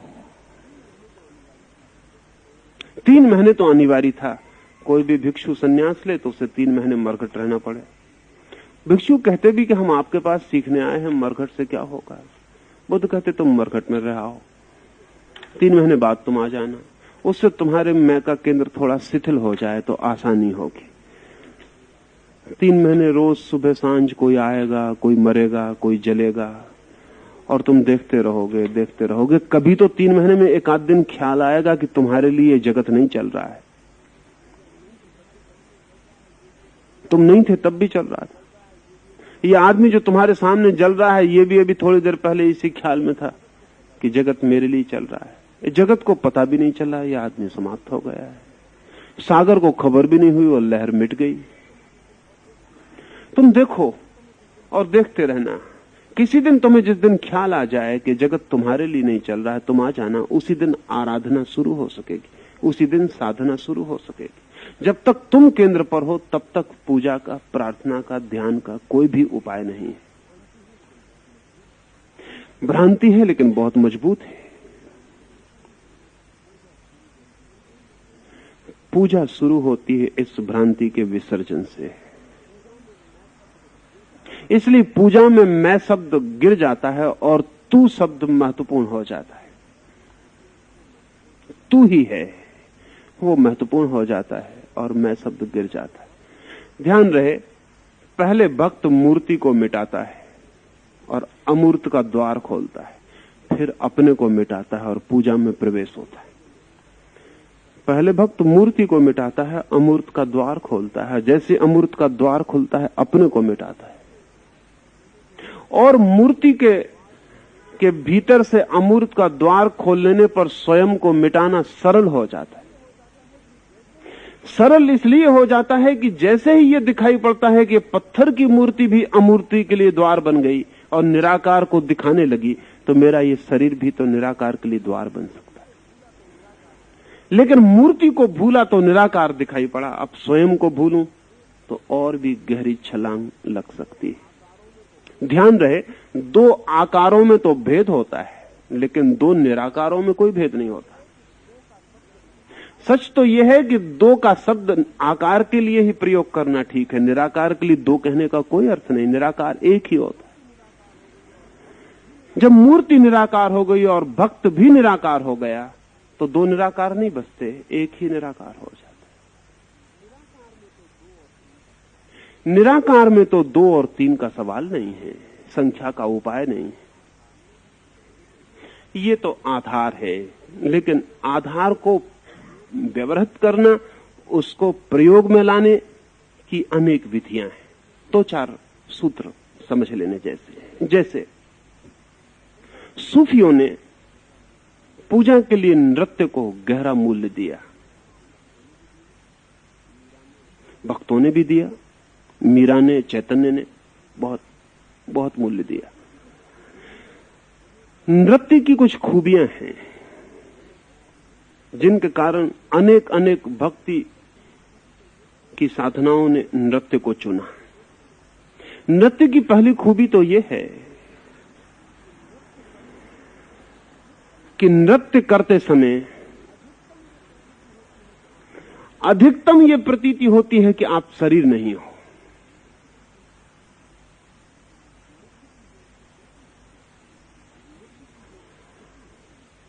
नृत्य की जो गति है, जो मूवमेंट है, उस तीव्र गति में थोड़े ही देर में आप और आपके शरीर का साथ छूट जाता है। असल में आपकी चेतना और आपके शरीर का साथ एक एडजस्टमेंट है, एक संयोजित व्यवस्था है। आप जो काम दिन रात करते रहते हो सुबह से सांझ तक, उस काम करने में वो संयोग कभी नहीं टूटता, वो व्यवस्थित है। गुरजेफ कहा करता था, जैसे किसी डब्बे में बहुत सी चीजें रखी हो, कोई जोर से डब्बे को हिला दे तो उसके भीतर का सब अरेंजमेंट, जो भीतर की सारी व्यवस्था है, वो अस्त व्यस्त हो जाती है। कोई पत्थर का टुकड़ा नीचे था वो ऊपर आ जाता है, कोई ऊपर था वो बीच में चला जाता है, कोई बीच में वो किनारे चला जाता है। उस डब्बे के भीतर चीजों का जो समायोजन था वो सब अस्त व्यस्त हो जाता है। और अगर उस डब्बे के पत्थरों को एक ही तरह से रहने की आदत से कोई अहंकार पैदा हो गया हो कि हम हैं, वो टूट जाता है। उनको पता चलता है कि मैं नहीं हूं, ये तो सब टूट गया, ये तो सिर्फ व्यवस्था थी, ये एक अरेंजमेंट था। तो सूफियों ने, चैतन्य ने, मीरा ने नृत्य का गहरा उपयोग किया। और दरवेश नृत्य तो बहुत ही गहरे हैं। इतने जोर से गति देना है शरीर को कि फकीर की जितनी सामर्थ हो, जितनी ऊर्जा हो, जितनी शक्ति हो, पूरी दांव पर लगा देनी कि शरीर का रोआ रोआ नाचने और कांपने लगे। उस स्थिति में जो हमारी चेतना और शरीर के बीच में संबंध स्थापित हो गया है वो टूट जाता है। अचानक सडनली पता चलता है कि शरीर अलग और मैं अलग हूं। पूजा के लिए इसका उपयोग कीमती हो जाता है। ईसाइयों के दो संप्रदाय हुए हैं। एक संप्रदाय अब भी काफी बड़ी प्रभावशाली शक्ति रखता है, क्वेकर्स। एक दूसरा संप्रदाय था सेकर्स। ये नाम सूचक हैं। सेकर्स उस संप्रदाय का नाम था जो शरीर को शेक, इतने जोर से शरीर को कपाते थे पूजा के वक्त कि उनका नाम शेकर पड़ गया। शरीर को इतने जोर से कपाना था कि रोआ रोआ कंपन बन जाए, ट्रेम्बलिंग हो जाए। घंटों पसीना पसीना हो जाएगा। साधक मूर्ति के सामने खड़ा है और सारे शरीर को कंपन दे रहा है। कंपन इतना तीव्र है कि थोड़ी ही देर में सारे शरीर से पसीने की धाराएं बहने लगेंगी और वो घटना घटेगी जहां शरीर से चेतना अलग मालूम पड़ेगी, और अलग मालूम पड़े तो पूजा पर चली जा सकती है। क्वेकर्स नाम भी इसीलिए पड़ा। क्वेकिंग का अर्थ भी वही होता है।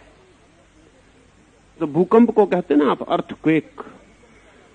इतने जोर से शरीर में भूकंप पैदा करना है कि शरीर के भीतर का जो आयोजन है वो टूट जाए।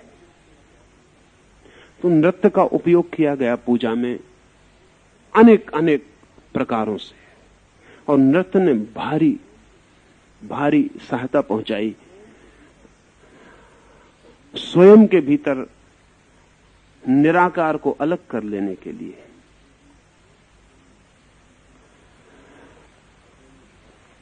संगीत, भजन और कीर्तन का उपयोग हुआ है। ध्वनि शास्त्र का कुछ थोड़ा सा रूप ख्याल में ले लेना जरूरी है। फिजिक्स आज भौतिक शास्त्र जैसा मानता है, उसके हिसाब से जीवन की जो आखिरी इकाई है वो विद्युत है। लेकिन भारतीय और पूर्वी मनीषी जैसा मानते रहे हैं, वो पदार्थ की जो अंतिम इकाई है वो ध्वनि है, विद्युत नहीं। आधुनिक विज्ञान मानता है कि विद्युत पदार्थ का अंतिम रचना का आखिरी हिस्सा है जिससे सारी चीजें बनी है, विद्युत, इलेक्ट्रॉन्स। पूर्वी मनीषी मानते हैं कि ध्वनि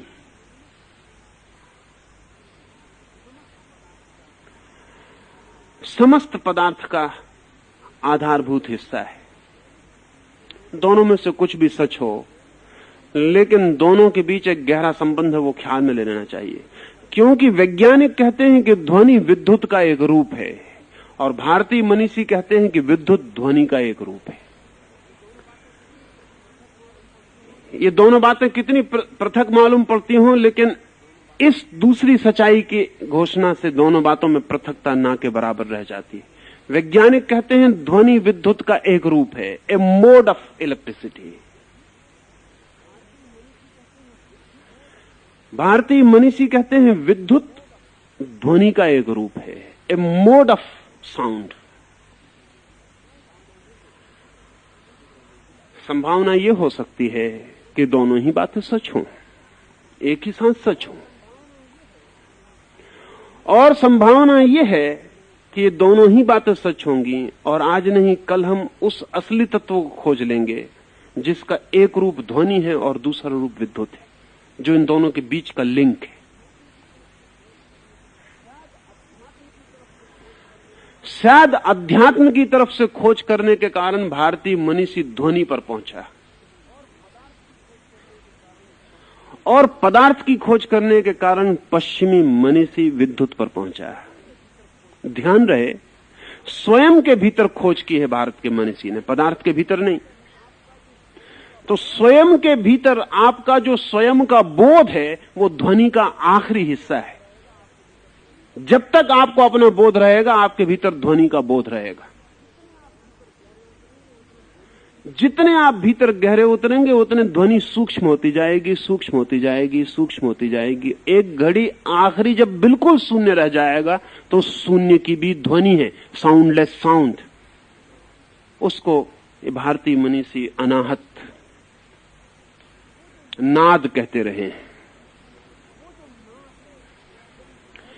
वो जो नाद है, जबकि ऐसा मालूम पड़ता है जैसे शून्य आ गया, लेकिन शून्य का भी अपना सन्नाटा है, उसकी भी अपनी ध्वनि है। उस शून्य के सन्नाटे की आखिरी पकड़ है मनुष्य की चेतना में खोज करने की वजह से। जो आखिरी चीज मिलती है निराकार में उतरने के पहले, वो ध्वनि है। इसलिए उनका कहना बिल्कुल ठीक ही था कि अंतिम तत्व ध्वनि होनी चाहिए। वैज्ञानिक पदार्थ की खोज करके जिस आखिरी तत्व पर पहुंचते हैं, जिसके आगे सब खो जाता है, निराकार आ जाता है, वो विद्युत कण है। सोचने जैसा यह है कि पदार्थ का जो आखिरी कण है, क्या चेतना का आखिरी कण उससे पहले होगा या पीछे और आगे होगा? निश्चित ही चेतना पदार्थ से ज्यादा गहन वस्तु है। निश्चित ही चेतना पदार्थ से ज्यादा रहस्यमय वस्तु है। और संभावना यही है कि चेतना का जो अंतिम कण हो वो पदार्थ के अंतिम कण से आगे हो। इसलिए भारतीय मनीषी ध्वनि को विद्युत कण से आगे रखने की दृष्टि प्रस्तावित किए। जो भी हो, संगीत, कीर्तन, भजन, प्रार्थना, मंत्र ध्वनि के उपयोग है। और प्रत्येक ध्वनि के साथ आपके भीतर एक स्थिति पैदा होती है। ऐसी कोई भी ध्वनि नहीं है जो आपके भीतर कोई स्थिति पैदा ना कर जाती हो। सब ध्वनियां आपके भीतर स्थिति पैदा करती हैं। और अब तो साउंड इलेक्ट्रॉनिक्स पर काम करने वाले वैज्ञानिकों का ख्याल है कि अब तक हम इंकार किए वो ठीक न था। अब तो बात जाहिर और साफ हो गई है कि जिस पौधे में फूल महीने भर बाद आने वाले हैं, उसके पास अगर विशेष प्रकार का वाद्य बजाया जाए तो फूल महीने भर पहले आ जाते हैं। जो गाय शेर भर दूध देती है, उसके पास विशेष ध्वनि बजाई जाए तो उसका दूध बिल्कुल खो जाता है या दुगना भी हो जाता है। असल में ध्वनि का आघात है आपकी चेतना पर। ध्वनि आघात करती है आपके भीतर जाके। हम तलवार से आपकी गर्दन काट सकते हैं, लेकिन ध्वनि की तलवार से आपके मन को काट सकते हैं।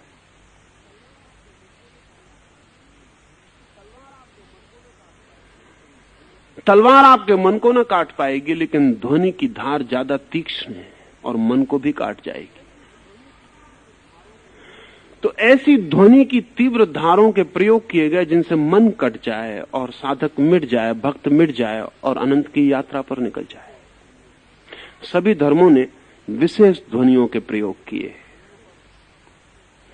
और विशेष ध्वनियों पर हजारों वर्ष की साधना से बड़े परिष्कार किए। अभी एक साधक मेरे पास जापान से था, तो वो जिस संप्रदाय में 2 वर्ष साधना करके आ रहा था वो है सोटो ज़ेन। उसमें साधक को मुंह मुंह मुंह इस तरह की आवाज करवाई जाती। 24 घंटे साधक खाना खा लेता है, विश्राम कर लेता है, बस इतना छोड़ के 3 बजे रात उठ आता है, स्नान करके बैठ जाता है, मुंह मुंह मुंह बोलता रहता। 1 दिन, 2 दिन, 3 दिन, आप कल्पना नहीं कर सकते कि क्या होगा, क्योंकि कभी इतना एक ध्वनि का इतना प्रयोग नहीं किया है। 3 दिन के बाद उस साधक के भीतर विचार क्षीण हो जाते हैं। मुंह और मुंह की ही आवाज भीतर गूंजने लगती। एक तूफान भीतर पैदा हो जाता है, मुंह मुंह मुंह, सारे शब्द गिर जाते हैं। मुंह की ध्वनि तलवार बन जाती 3 दिन में और सब विचारों को काट के गिरा देती। 7 दिन पूरे होते होते उस साधक को मुंह की आवाज करनी नहीं पड़ती, वो चाहे बैठा हो चाहे चल रहा हो, मुंह की आवाज चलने लगती, वो उसके रोए रोए में व्याप्त हो जाती। वो खाना खाना मुश्किल हो जाता है उसको, क्योंकि जब वो खाना खा रहा है तब भी मुंह मुंह मुंह की आवाज चल रही। नींद 7 दिन के बाद कठिन हो जाती, क्योंकि वो सो रहा है लेकिन ओंठ उसके मुंह मुंह नींद में पकड़ी है आवाज, वो भीतर घुसती जा रही। 21 दिन पूरे होते होते वो साधक शेरों की तरह दहाड़ने लगता है, मुंह चिल्लाने लगता है। उसकी आंखें बदल जाती हैं, उसके चेहरा बदल जाता है, उसका ढंग बदल जाता है। वो बिल्कुल रोरिंग सिंहनाद करने लगता है मुंह का, और गुरु उसको लगाया रहता है कि वो जारी रखे। जैसे ही सिंहनाद शुरू होता है वैसे ही गुरु उससे कहता है और जोर से। फिर खाना पीना सोना बंद हो जाता, खा ही नहीं सकता, गैप ही नहीं बचता, मुंह की आवाज चलती ही रहती है। चौथे सप्ताह में उसकी नींद, उसका भोजन, उसका स्नान सब विदा हो जाता है, सिर्फ मुंह की आवाज चलती रहती है। वो बिल्कुल पागल हो जाता है। ठीक उस जगह पहुंच जाता है जहां पागल आदमी मुश्किल से कभी पहुंचता है, उस किनारे पर जहां उसको अब कोई होश नहीं है, सिर्फ एक आवाज मुंह रह गई है। उससे पूछो नाम तुम्हारा, वो कहेगा मुंह। 1 महीना निरंतर उसे अपने शरीर का बोध नहीं रह जाता, बल्कि एक ध्वनि का बोध भर रह जाता है। मैं कौन हूं उसे पता नहीं रहता। उस पर सब पाबंदी रखनी पड़ती है, उसको रोक कर रखना पड़ता है। वो कहीं भी जा सकता है, वो कुछ भी कर सकता है। अब उसे कुछ भी पता नहीं है। अब उस पर 24 घंटे विजिल पहरा रखना पड़ता है। जिस दिन से उसमें सिंह की आवाज शुरू होती है और खाना पीना और नींद बंद हो जाती है, उस दिन से उस पर पूरा पहरा रखना पड़ता है। अचानक आखिरी क्षणों में वो आखिरी आवाजें लगाता है, इतनी भयंकर आवाजें लगाता है कि जिसका कोई हिसाब हम नहीं लगा सकते। जितनी शक्ति होती है वो सारी आवाज में ही निकलती। जैसे भीतर कोई घाव खुल गया है या भीतर कोई प्रेत जग गया है और वो आवाजें लगाए चला जाता। और आखिरी हुंकार जैसे ही उसका हो जाता है वैसे ही सब शांत हो जाता है। जैसे लहर उठी तूफान की आखिरी छलांग लेके और गिर गई। जैसे आखिरी क्लाइमेक्स आ गया, आखिरी चरम स्थिति आ गई और फिर सब चीजें बिखर गई। फिर वो आदमी गिर जाता है। कभी 7 दिन, कभी 15 दिन और कभी 21 दिन भी वो बिल्कुल शांत पड़ा रहता है, हाथ पैर भी नहीं हिलाता, सब शांत हो जाता है। और जब 7 दिन या 14 दिन या 15 दिन बाद वो आदमी वापस लौटता है तो वो वही आदमी नहीं होता, वो दूसरा ही आदमी होता। तब वो कहते हैं the old man has died, वो पुराना आदमी मर गया, तो नया आदमी है।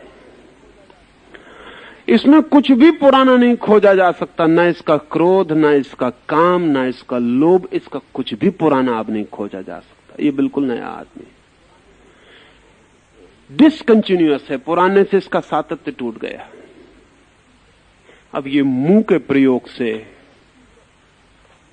ध्वनि के इतने तीव्र आवाहन से पूरी चेतना का रूपांतरण है। ओम भी वैसी ही ध्वनि है। सारे दुनिया के सब धर्मों के पास अपनी ध्वनियां हैं जो पूजा में उपयोग की जाती हैं, और उनकी पूजा में जैसे जैसे गहराई बढ़ती जाती है वैसे वैसे भीतर ध्वनि की चोट से रूपांतरण होने शुरू हो जाता है। भजन कीर्तन भी विशेष ध्वनियों के आघात हैं, और इसलिए पुनरुक्ति पर जोर है। अगर आपने एक भजन एक दिन किया और दूसरे दिन दूसरा भजन किया और तीसरे दिन तीसरा भजन किया तो परिणाम नहीं होंगे। सतत चोट चाहिए, एक ही केंद्र पर सतत चोट चाहिए। जैसे कि कोई आदमी एक हथौड़ी से एक जगह ठोंक दे, फिर दूसरी जगह ठोंक दे, फिर तीसरी जगह ठोंक दे, तो उससे कोई कील ठुकने वाली नहीं है। कि एक आदमी एक जगह कुआं खोद ले 2 फीट और 2 फीट दूसरी जगह खोद ले और तीसरी जगह खोज ले, उससे कोई कुआं खोदने वाला नहीं है। सतत एक ही बिंदु पर, इसलिए पुनरुक्ति पर इतना आग्रह रहा है। इतना आग्रह कि एक महीने भर आदमी मुंह और मुंह की पुनरुक्ति कर रहा है या ओम की ध्वनि लगा रहा है, एक ही गीत की कड़ी को दोहराए चला जा रहा है, एक ही धुन को किए चला जा रहा है। इसमें खतरा है, अगर इसको मैकेनिकल यांत्रिक ढंग से किया तो बेकार मेहनत चली जाएगी।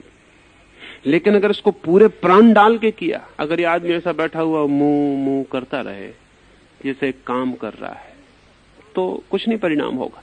नहीं, ये मुंह इसका प्राण बन जाए, जीवन मरण का सवाल बन जाए, ये दांव लगा दे अपना सब, ये आवाज ऐसे ही मुंह से न कर दे, इस आवाज में इसके शरीर का रोआ रोआ सम्मिलित हो जाए, इसके एक एक सेल, एक एक कोष्ठ की ऊर्जा इसमें लग जाए, इसकी एक एक हड्डी, मांसपेशी, एक एक स्नायु इसमें संयुक्त हो जाए, खून इसका पुकारने लगे, हड्डियां चिल्लाने लगे, इसका पूरा का पूरा अस्तित्व मुंह की आवाज बन जाए, तो ध्वनि के द्वारा परिणाम हो पाएगा।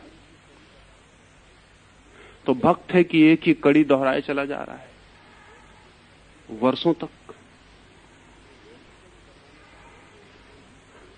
वो एक ही कड़ी दोहराने का प्रयोजन है, चोट करनी है एक ही जगह, और चोट करते ही चले जाना है जब तक कि द्वार खुल ही ना जाए, और द्वार खुल जाता है।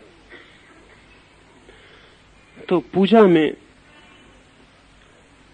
ध्वनि का, नृत्य का, कीर्तन का, उन सब का उपयोग हुआ है, और उन सब का उपयोग मूर्ति के सामने है, ताकि किसी भी क्षण ये ख्याल ना भूल जाए, क्योंकि अकेला नृत्य एक बात है, वो तो नर्तक भी कर रहा है, नर्तकी भी कर रही है, उसको तो कोई परम ज्ञान उपलब्ध नहीं हो जाता। वो नृत्य के लिए ही नृत्य कर रहा है, तब कोई परम ज्ञान से संबंध न होगा। ये तो मूर्ति के सामने चल रहा है सारा क्रम, ये तो उस मूर्ति के सामने चल रहा है जिसमें अपने प्राण डाल दिए, और वो मूर्ति 24 घंटे स्मरण दिलाती रहेगी कि नृत्य के लिए नृत्य नहीं है, ये तो नृत्य परिधि पर है, केंद्र तो वहां है, केंद्र तो तू है, उसके लिए सारा नृत्य चल रहा है। ये स्मरण बना ही रहे पूरे वक्त कि ये नृत्य मूर्ति के आसपास चल रहा है, ये नृत्य के लिए नृत्य नहीं है, ये किसी परम सत्ता के में छलांग लेने की तैयारी है। वो मूर्ति स्मरण दिलाती रहे तो ही, अन्यथा तो नाचने वाले हैं, गीत गाने वाले हैं, वो बहुत अच्छा गीत भक्तों से गा लेते हैं, उससे कुछ भी ना होगा। गाने वाला गाने के लिए गाता है, प्रयोजन गीत है या प्रयोजन संगीत है। भक्त को संगीत से प्रयोजन नहीं है, भक्त को गीत से प्रयोजन नहीं है, भक्त को राग बिठाने से प्रयोजन नहीं है, भक्त को क्रम में नाचने से प्रयोजन नहीं है, भक्त को प्रयोजन कुछ और है। वो प्रयोजन यह है कि वो इतना मस्त हो जाए, इतना छोड़ पाए अपने को कि कोई भी रौ, कोई भी धारा उसे बहा ले जाए अनंत की तरफ, वो परिधि बन जाए और केंद्र कोई और बन जाए, और वो बह सके, प्रवाहित हो सके। ये सब प्रवाहित होने की एक लिक्विडिटी पैदा हो सके, उसमें सब तरल हो जाए और बहने लगे, तो अक्सर भक्त रोता हुआ मिल जाएगा। दुख से नहीं रोता है, आनंद से ही रोता है। और आंसू भीतर जब कुछ तरल होता है तभी बहते हैं, चाहे दुख में तरल हो जाए, चाहे सुख में तरल हो जाए, भीतर जब कुछ तरल हो जाता है तो आंसू बहने शुरू हो जाते हैं। अभी तक वैज्ञानिक ठीक से नहीं बता पाए हैं कि आंसुओं का प्रयोजन क्या है आदमी के शरीर में। ज्यादा से ज्यादा जो खोज पाए हैं वो इतना ही खोज पाए हैं कि आंख पर जो धूल वगैरह जम जाती है उसकी सफाई का प्रयोजन दिखाई पड़ता है, और कोई प्रयोजन नहीं दिखाई पड़ता इन ग्रंथियों का। आंख के भीतर जो आंसुओं की ग्रंथियां हैं उनका एक ही प्रयोजन मालूम पड़ता है कि आंख की सफाई कर सकें। लेकिन बड़ी हैरानी की बात है कि आंख की सफाई की जरूरत तभी पड़ती है जब कोई आनंद में होता है या दुख में होता है। बाकी समय आंख पर धूल नहीं जमती, बाकी समय आंख की कोई सफाई की जरूरत नहीं पड़ती। जब भी कोई चीज भीतर ओवरफ्लोइंग होती है, कुछ अतिरेक हो जाता है, चाहे दुख चाहे सुख, तभी आंसू बहने लगते हैं। नहीं, आंसू की ग्रंथियां तभी खुलती हैं जब भीतर कुछ तरल हो जाता है और बहना शुरू हो जाए। भक्त भी रोए, पर भक्तों का रोना बहुत अलग है। कोई गैर भक्त नहीं जान सकता कि भक्त क्यों रोए, क्या हुआ उनके भीतर कि वो रो रहे हैं। आप देखेंगे, गुजरेंगे तो शायद लगेगा कि रो रहे होंगे कि बहुत कोई तकलीफ है जीवन में, तो भगवान के सामने हाथ जोड़ के बैठ के रो रहे हैं कि तकलीफ है कोई। जो तकलीफ से भगवान के सामने रो रहा है वो तो अभी केंद्र खुद है, वो भी भक्त नहीं है, अभी उसे पूजा का कोई पता नहीं।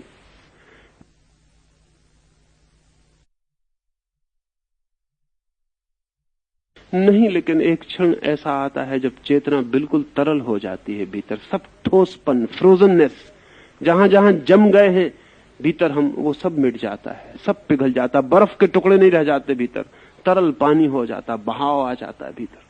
तब आंसुओं की अविरल धारा शुरू हो जाती, और वे आंसू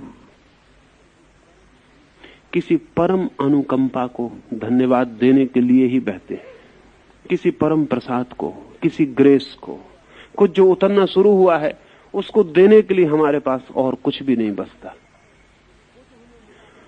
वो जो हमें मिला है उसकी कोई पात्रता नहीं है, जो आनंद उतरना शुरू हुआ है उसको संभालने की भी हमारे पास कोई जगह नहीं है। जो बरस रहा है हमारे ऊपर वो हम कभी सोच भी नहीं सकते थे सपने में भी कि हमें कभी मिल पाएगा। अब उसको धन्यवाद देने के लिए हमारे पास कुछ भी नहीं है, न शब्द धन्यवाद दे पाएंगे,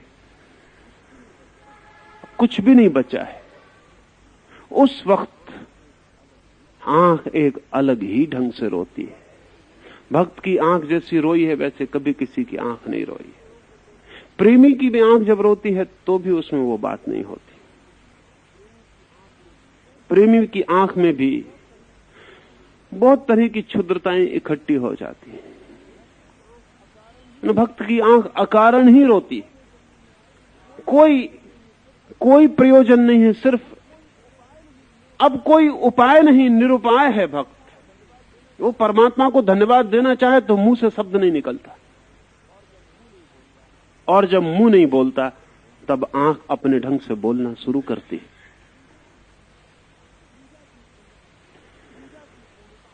पूजा की पूर्णता आंसू में है।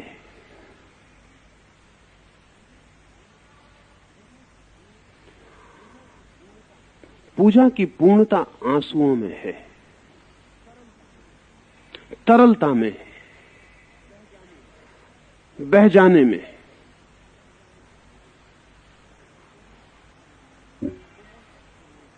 बहुत ढंगों से, बहुत प्रकारों से मूर्ति का उपयोग इस परम अनुभूति के लिए किया गया है।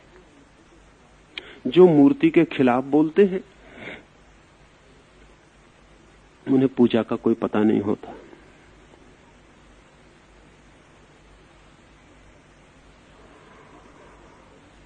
और तब ठीक है, उनके बोलने का उतना ही उपयोग है जितना किसी भी अज्ञानी के बोलने का कोई उपयोग हो सकता है। लेकिन इस सदी में उस तरह की बातें बहुत प्रभावी हो गई हैं, क्योंकि और लोगों को भी कोई पता नहीं है।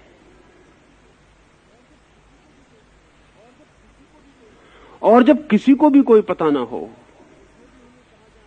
तो जो भी हमें कहा जाए उसे स्वीकार करने के लिए कोई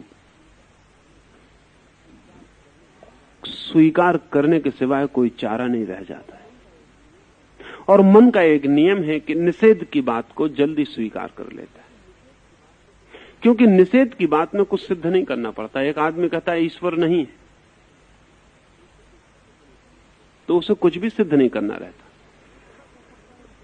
वो सदा कह सकता है कि जो कहता है वो सिद्ध करके बता दे। नहीं है कहने के लिए कोई भी तो सिद्ध करने की चेष्टा नहीं करनी पड़ती है, तो फिर सिद्ध करने की चेष्टा करनी पड़ती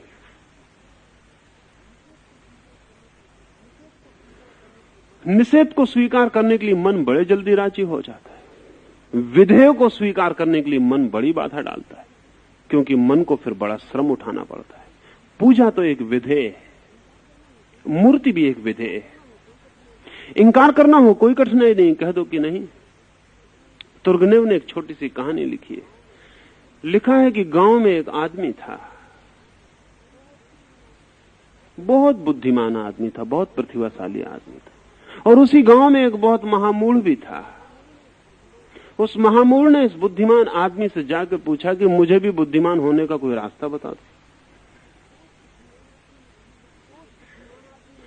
तो उस बुद्धिमान आदमी ने पूछा कि तुझे बुद्धिमान दिखना है कि होना है, क्योंकि होने का रास्ता तो बहुत लंबा है, दिखना हो तो बहुत आसान है मामला। उसने कहा कि आसान ही बताइए, कठिन अपने से ना हो सके। होने की झंझट छोड़िए, दिखना काफी है, दिखने से काम चल जाएगा। और उस बुद्धिमान आदमी ने कहा कि होने में तो कभी भूल चूक भी हो सकती है, लेकिन दिखने में कभी भूल चूक नहीं होती। तो उसने कहा फिर और भी अच्छा है, आप देर ना करिए। तो उस बुद्धिमान आदमी ने उसके कान में एक मंत्र बोल दिया, और उस दिन से गांव में खबर होनी शुरू हो गई कि वो आदमी बुद्धिमान हो गया। सच ही सारे गांव में खबर फैलने लगी। दूसरे दिन से ही सुबह से चर्चा गांव में चलने लगी। क्या मंत्र फूंक दिया, एक छोटा सा मंत्र, एक निषेध का सूत्र उसे दे दिया। उससे कहा कि जब भी कोई कुछ कहे फौरन इंकार करो। जैसे कोई कहे कि मूर्ति पूजा में कुछ है, कहो कुछ भी नहीं है, बोलो कहां है। उस आदमी ने पूछा अगर मुझे पता भी ना हो, तू पते की फिक्री मत करना, तू सिर्फ इंकार करते जाना। कोई कहे कि कालिदास की फलां किताब बहुत अद्भुत, तू कहना कचरा, क्या है सिद्ध करो। कोई कहे बीथोवन का ये संगीत ये परम स्वर्गीय है, कहना कि नरक में भी ऐसी संगीत बजता, तुम सिद्ध करो कि स्वर्ग का कैसे है। तू बस एक बात याद रख, इंकार करना और जो गड़बड़ करे उससे कहना सिद्ध करो। 15 दिन में वो आदमी गांव भर में महाबुद्धिमान हो गया। लोगों ने कहा उसका और छोर पाना कठिन। कोई कह रहा था कि शेक्सपियर ने इतने सुंदर गीत लिखे, उसने कहा क्या रखा है, कचरा है, स्कूल के बच्चे लिख सकते। और जो कह रहा था वो डर गया, क्योंकि कुछ भी सिद्ध करना कठिन बात है, और कुछ भी असिद्ध करने से ज्यादा सरल कुछ भी नहीं है।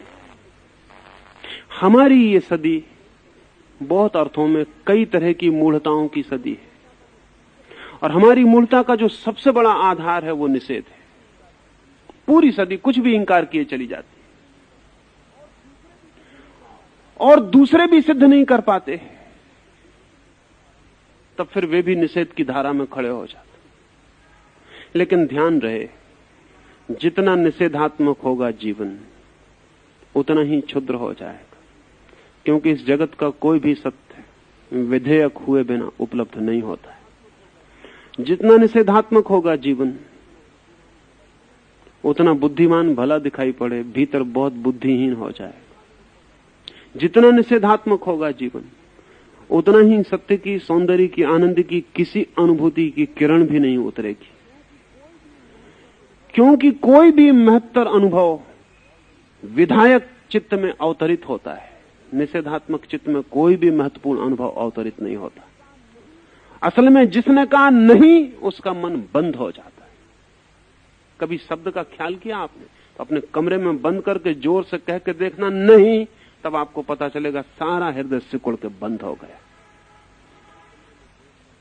और उसी कमरे में जोर से कहना हां, और आपको पता लगेगा सारे हृदय ने पंख खोल के जैसे आकाश में उड़ान ली। शब्द ऐसे ही निर्मित नहीं होते हैं, उनकी समानांतर घटना भीतर घटती है।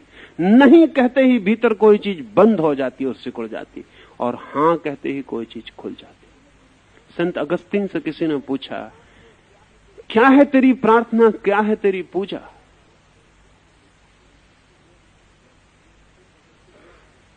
तो संत अगस्तीन ने कहा yes yes yes my Lord, इतनी ही मेरी पूजा है। हां हां हां मेरे प्रभु, इतनी ही मेरी पूजा है, इतनी ही मेरी प्रार्थना। वो तो नहीं समझा होगा कि वो क्या कह रहा है, लेकिन जो हृदय इस पूरे जीवन को हां कहने के लिए तैयार हो जाए वो आस्तिक है। आस्तिकता का अर्थ ईश्वर को हां कहना नहीं, हां कहने की क्षमता। नास्तिक का अर्थ ईश्वर को इंकार करना नहीं, नास्तिक का अर्थ ना के अतिरिक्त किसी भी क्षमता का न होना, बस एक ही क्षमता, नहीं। तो ठीक है, वैसा आदमी सिकुड़ता जाएगा, सड़ जाएगा। हां, और वैसा आदमी खुलता है, फैलता है, और विराट तक उसकी उड़ान संभव हो पाती है। मूर्ति पूजा एक बहुत विधायक विधि, एक पॉजिटिव उपाय है, पर इतनी बातें सोच के समझ के उतरेंगे तब आपको पता चलेगा कि मूर्ति पूजा में मूर्ति तो कहां, पूजा ही है। मूर्ति तो बस शुरुआत है, और पूजा भी परमात्मा की है, ये तो ठीक ही है, लेकिन गहरे में तो अपने को ही रूपांतरण है। परमात्मा तो बहाना है, उस बहाने अपने को बदलने में सुविधा मिल जाती। जिस डॉक्टर रंडोल्फ की मैं बात कर रहा था शुरू में,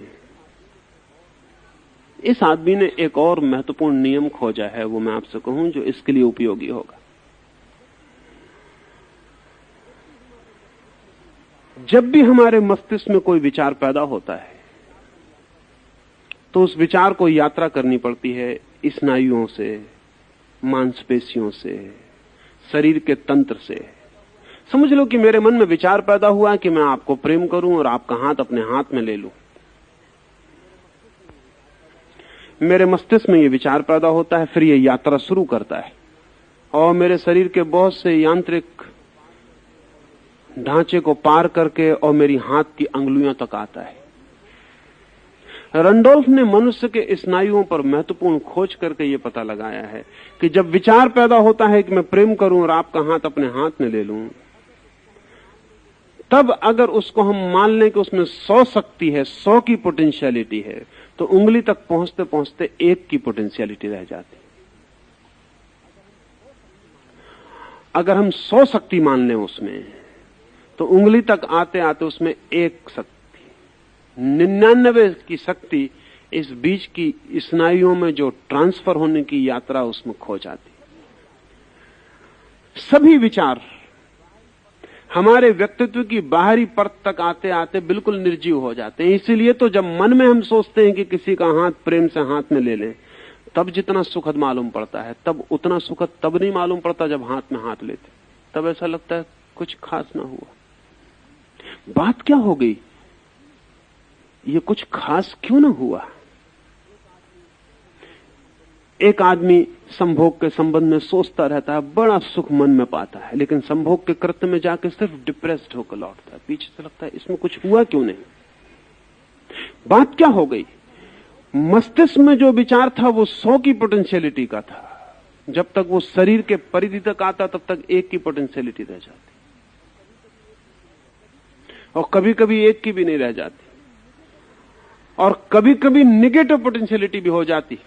अगर रुग्ण शरीर हो तो शरीर की यात्रा में इतनी शक्ति पी जाता है वो विचार कि पहुंचते पहुंचते वो निगेटिव हो जाता है। यानी कई बार ऐसा हो जाता है कि जिसका हाथ हाथ में लेकर सोचा था सुख लेगा, हाथ लेकर सिर्फ दुख मिलता है, ऋणात्मक हो जाता है। तो रंडोल्फ का कहना है कि अगर यही स्थिति है तो आदमी कभी सुख न पा सकेगा। क्या कोई ऐसा उपाय नहीं है कि विचार मेरे मस्तिष्क से सीधी छलांग लगा के आपके मस्तिष्क में प्रवेश कर जाए? धर्म कहता है ऐसा उपाय है, और रंडोल्फ भी कहता है उसके अपने हजारों प्रयोगों के आधार पर कि विचार सीधी छलांग भी लगा सकते हैं। सीधी छलांग। तब मेरे मन में जो विचार उठा है वो मेरे पूरे शरीर की यात्रा करके मेरे शरीर के माध्यम से आप तक जाए। इस पूरी चैनल का, यंत्र का उपयोग नहीं किया जाता। तब मैं अपने विचार को अपने आज्ञा चक्र पर आंख बंद करके रोकता हूं और सीधा उसे छलांग लगा के आपके आज्ञा चक्र में पहुंचाता हूं। सारी टेलीपैथी, सारा विचार का संक्रमण इसी कला पर निर्भर है। और रंडोल्फ ने 1000 मील दूर तक विचार संक्रमित करके बताए। दूसरे प्रयोगों में भी, रूस में, हार्वर्ड में और दूसरे प्रयोगों में भी दूसरे लोगों ने भी बहुत दूर तक विचार का संक्रमण करके बताया है। तब कुछ नहीं, अपने विचार को सिकोड़कर अपने आज्ञा चक्र पर इकट्ठा कर लेना है। जैसे कि कोई घूमता हुआ छोटा सा आपके विचार का बन गया और आपके मस्तिष्क में घूमने लगा है भीतर, उसे छोटा करते जाना है, कंसंट्रेट छोटा, ताकि वो ज्यादा पोटेंशियल हो जाए।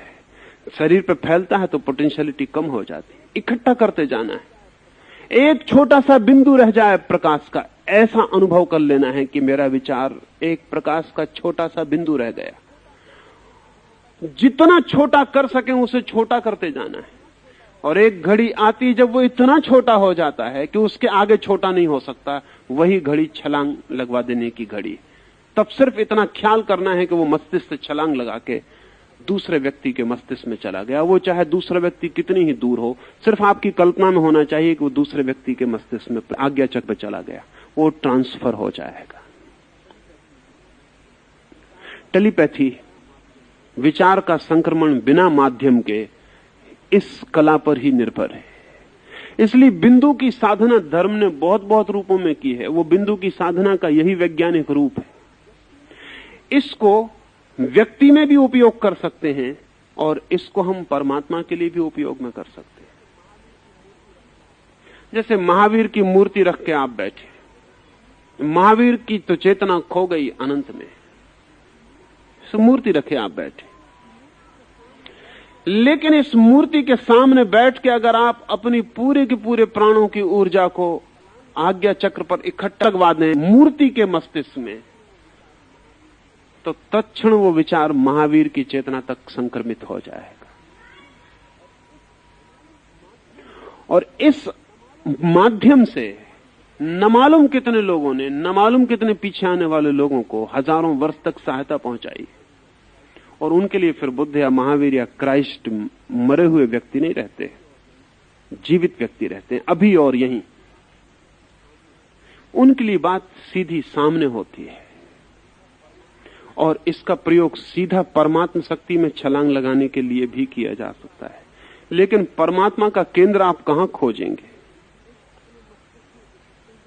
इस अपने मस्तिष्क में कहां छलांग लगा के भेजेंगे?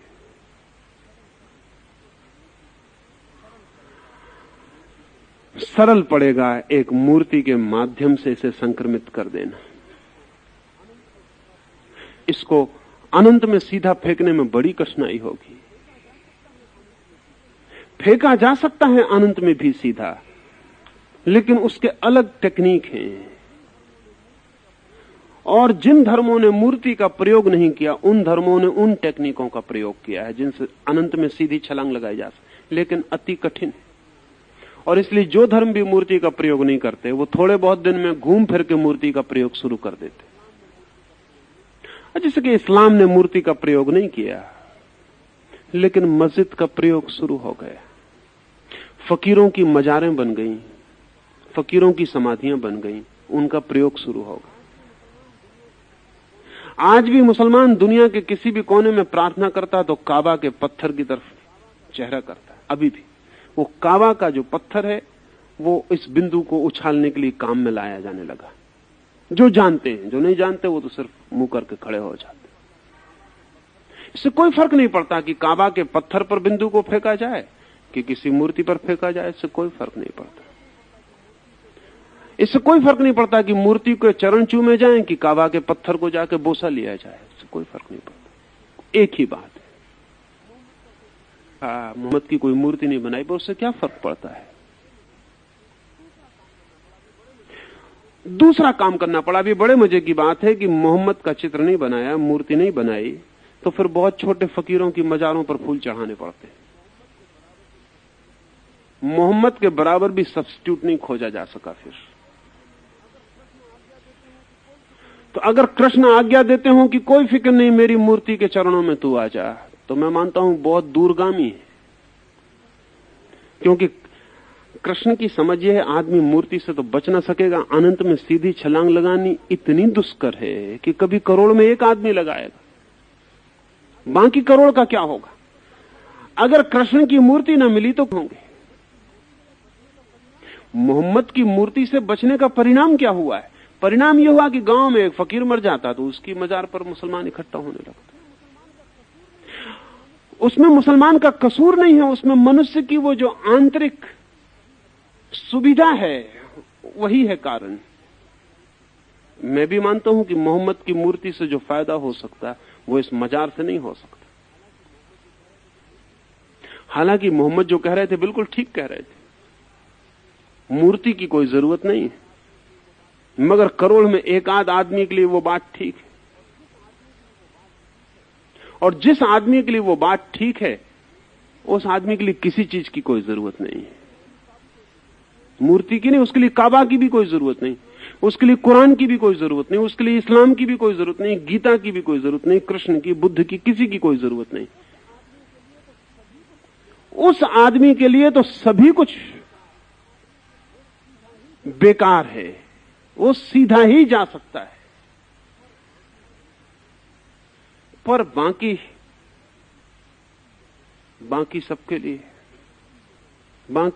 लिए सबकी जरूरत है। और उचित होगा कि श्रेष्ठतम मिले उन्हें। जब जरूरत ही है तो उचित होगा कि हम किसी फकीर की मूर्ति बनाएं, गांव मूर्ति और मजार पूजें। उससे बेहतर है कि बुद्ध या कृष्ण या मोहम्मद या महावीर जैसे व्यक्ति की मूर्ति से यात्रा हो। जब जाना ही है सागर में तो गांव की बनी डोंगी में यात्रा करना खतरे से खाली नहीं है। तब तो फिर विशाल पोत में बड़े जहाज में ही यात्रा की जा सकती है। जब बुद्ध की नाव उपलब्ध होती हो,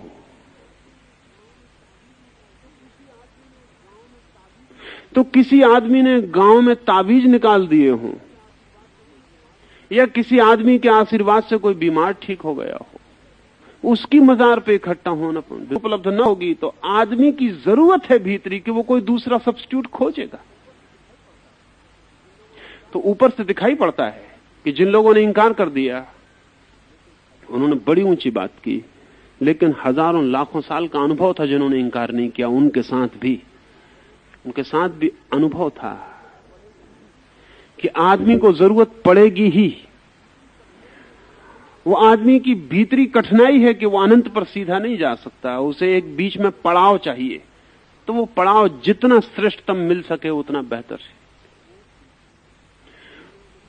मूर्ति दुनिया में ऐसा कोई समाज नहीं रहा आज तक अस्तित्व में जहां निर्मित न हुई हो। एक भी ऐसा मनुष्य जाति का कोई कबीला नहीं रहा कहीं किसी भी कोने में जहां किसी न किसी रूप में मूर्ति निर्मित न हुई हो। स्वभावता इससे पता चलता है कि मनुष्य की मनुष्यता की कोई आंतरिक जरूरत मूर्ति से पूरी होती है। सिर्फ हमारी सदी है जिसे मूर्ति का ख्याल टूटना शुरू हुआ है। इन 200-250 वर्षों में मूर्ति ऐसा मालूम होने लगी है कि वो व्यर्थ का बोझ है, उसे हटा दिया जाए। लेकिन हटाने के पहले अगर तो मैं सोचता हूं इस जगत में कोई बुद्धिमान आदमी उसे हटाने को राजी होगा। हां, अगर मूर्ति पूजा का विज्ञान ही ख्याल में न रह जाए तो मूर्ति हटानी ही पड़ेगी, उसे बचाया नहीं जा सकता है, वो अपने आप ही गिर जाएगी। आज लोग पूजा भी कर रहे हैं बिना जाने, मूर्ति के सामने हाथ भी जोड़ रहे हैं बिना जाने। कोई हृदय का भाव नहीं रह गया है, औपचारिकता है। ये औपचारिक लोग ही मूर्ति को मिटवाने का कारण बनेंगे, क्योंकि ये मूर्ति भी पूजाते हैं और उनकी जिंदगी में तो कोई फर्क पैदा नहीं होता। यही खबर लाते हैं कि बेकार है, मूर्ति पूजा कर रहा है, कुछ भी नहीं हो रहा। वो अपने बेटे को कह रहा है कि तू भी मंदिर चल। अब वो बेटा पूछने लगा है कि आपको कुछ भी नहीं हुआ 40 साल में, आप मुझे कहां किस लिए ले जाना चाहते हैं? कोई जवाब भी नहीं है उनके पास, क्योंकि हुआ हो तो जवाब की जरूरत नहीं रहती। सुना है मैंने, ईसब की कथा है एक छोटी सी, कि एक सिंह जंगल में एक एक जानवर से पूछ रहा है, पूछता है एक भालू से कि क्या ख्याल है तुम्हारा, जंगल का मैं राजा हूं ना? भालू कहता है बिल्कुल ही, निश्चित ही, कौन इस पे शक कर सकता है? और पूछता है एक चीते से, चीता थोड़ा सा संकोच खाता है, कहता है कि नहीं। पूछता है एक हाथी से, हाथी उसे उठाता है, अपनी सूंड में लपेट कर बहुत दूर फेंक देता है। वो नीचे गिर के वहां से कहता है कि महाशय, अगर आपको जवाब का पता नहीं है तो सीधा मना क्यों नहीं कर देते हैं? फेंकने की क्या जरूरत है, सीधे ही कह दिए होते, इतनी तकलीफ की क्या जरूरत है कि आपको मालूम नहीं है मैं चला जाता।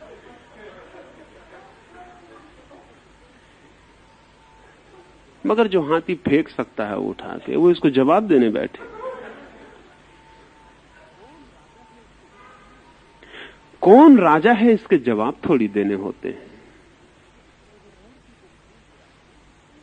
तो वो जो मूर्ति को जवाब ना देना पड़े, अगर उसको पूजा का पता हो, उसकी जिंदगी जवाब हो, उसकी आंख, उसका उठना, उसका बैठना, वो जवाब बन जाए।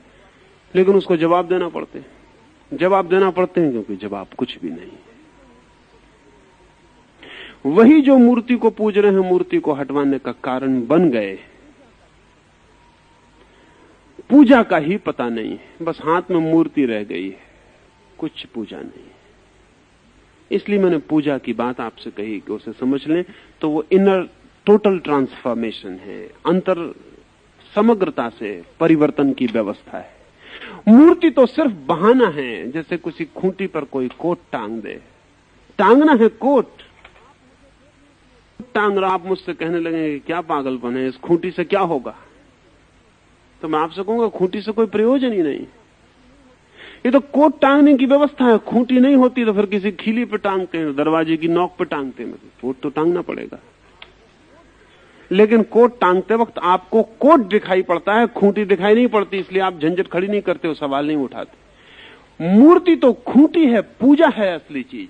लेकिन मूर्ति पूजा वक्त आपको पूजा तो दिखाई नहीं पड़ती, कोट तो दिखाई नहीं पड़ता, खूंटी दिखाई पड़ती। आप कहते हैं ये क्या कर रहे हैं, क्यों दीवार खराब कर रखी है, किस लिए यहां रोक रखा है इस खूंटी को? कोट हो गया अदृश्य, खूंटी रह गई है दृश्य।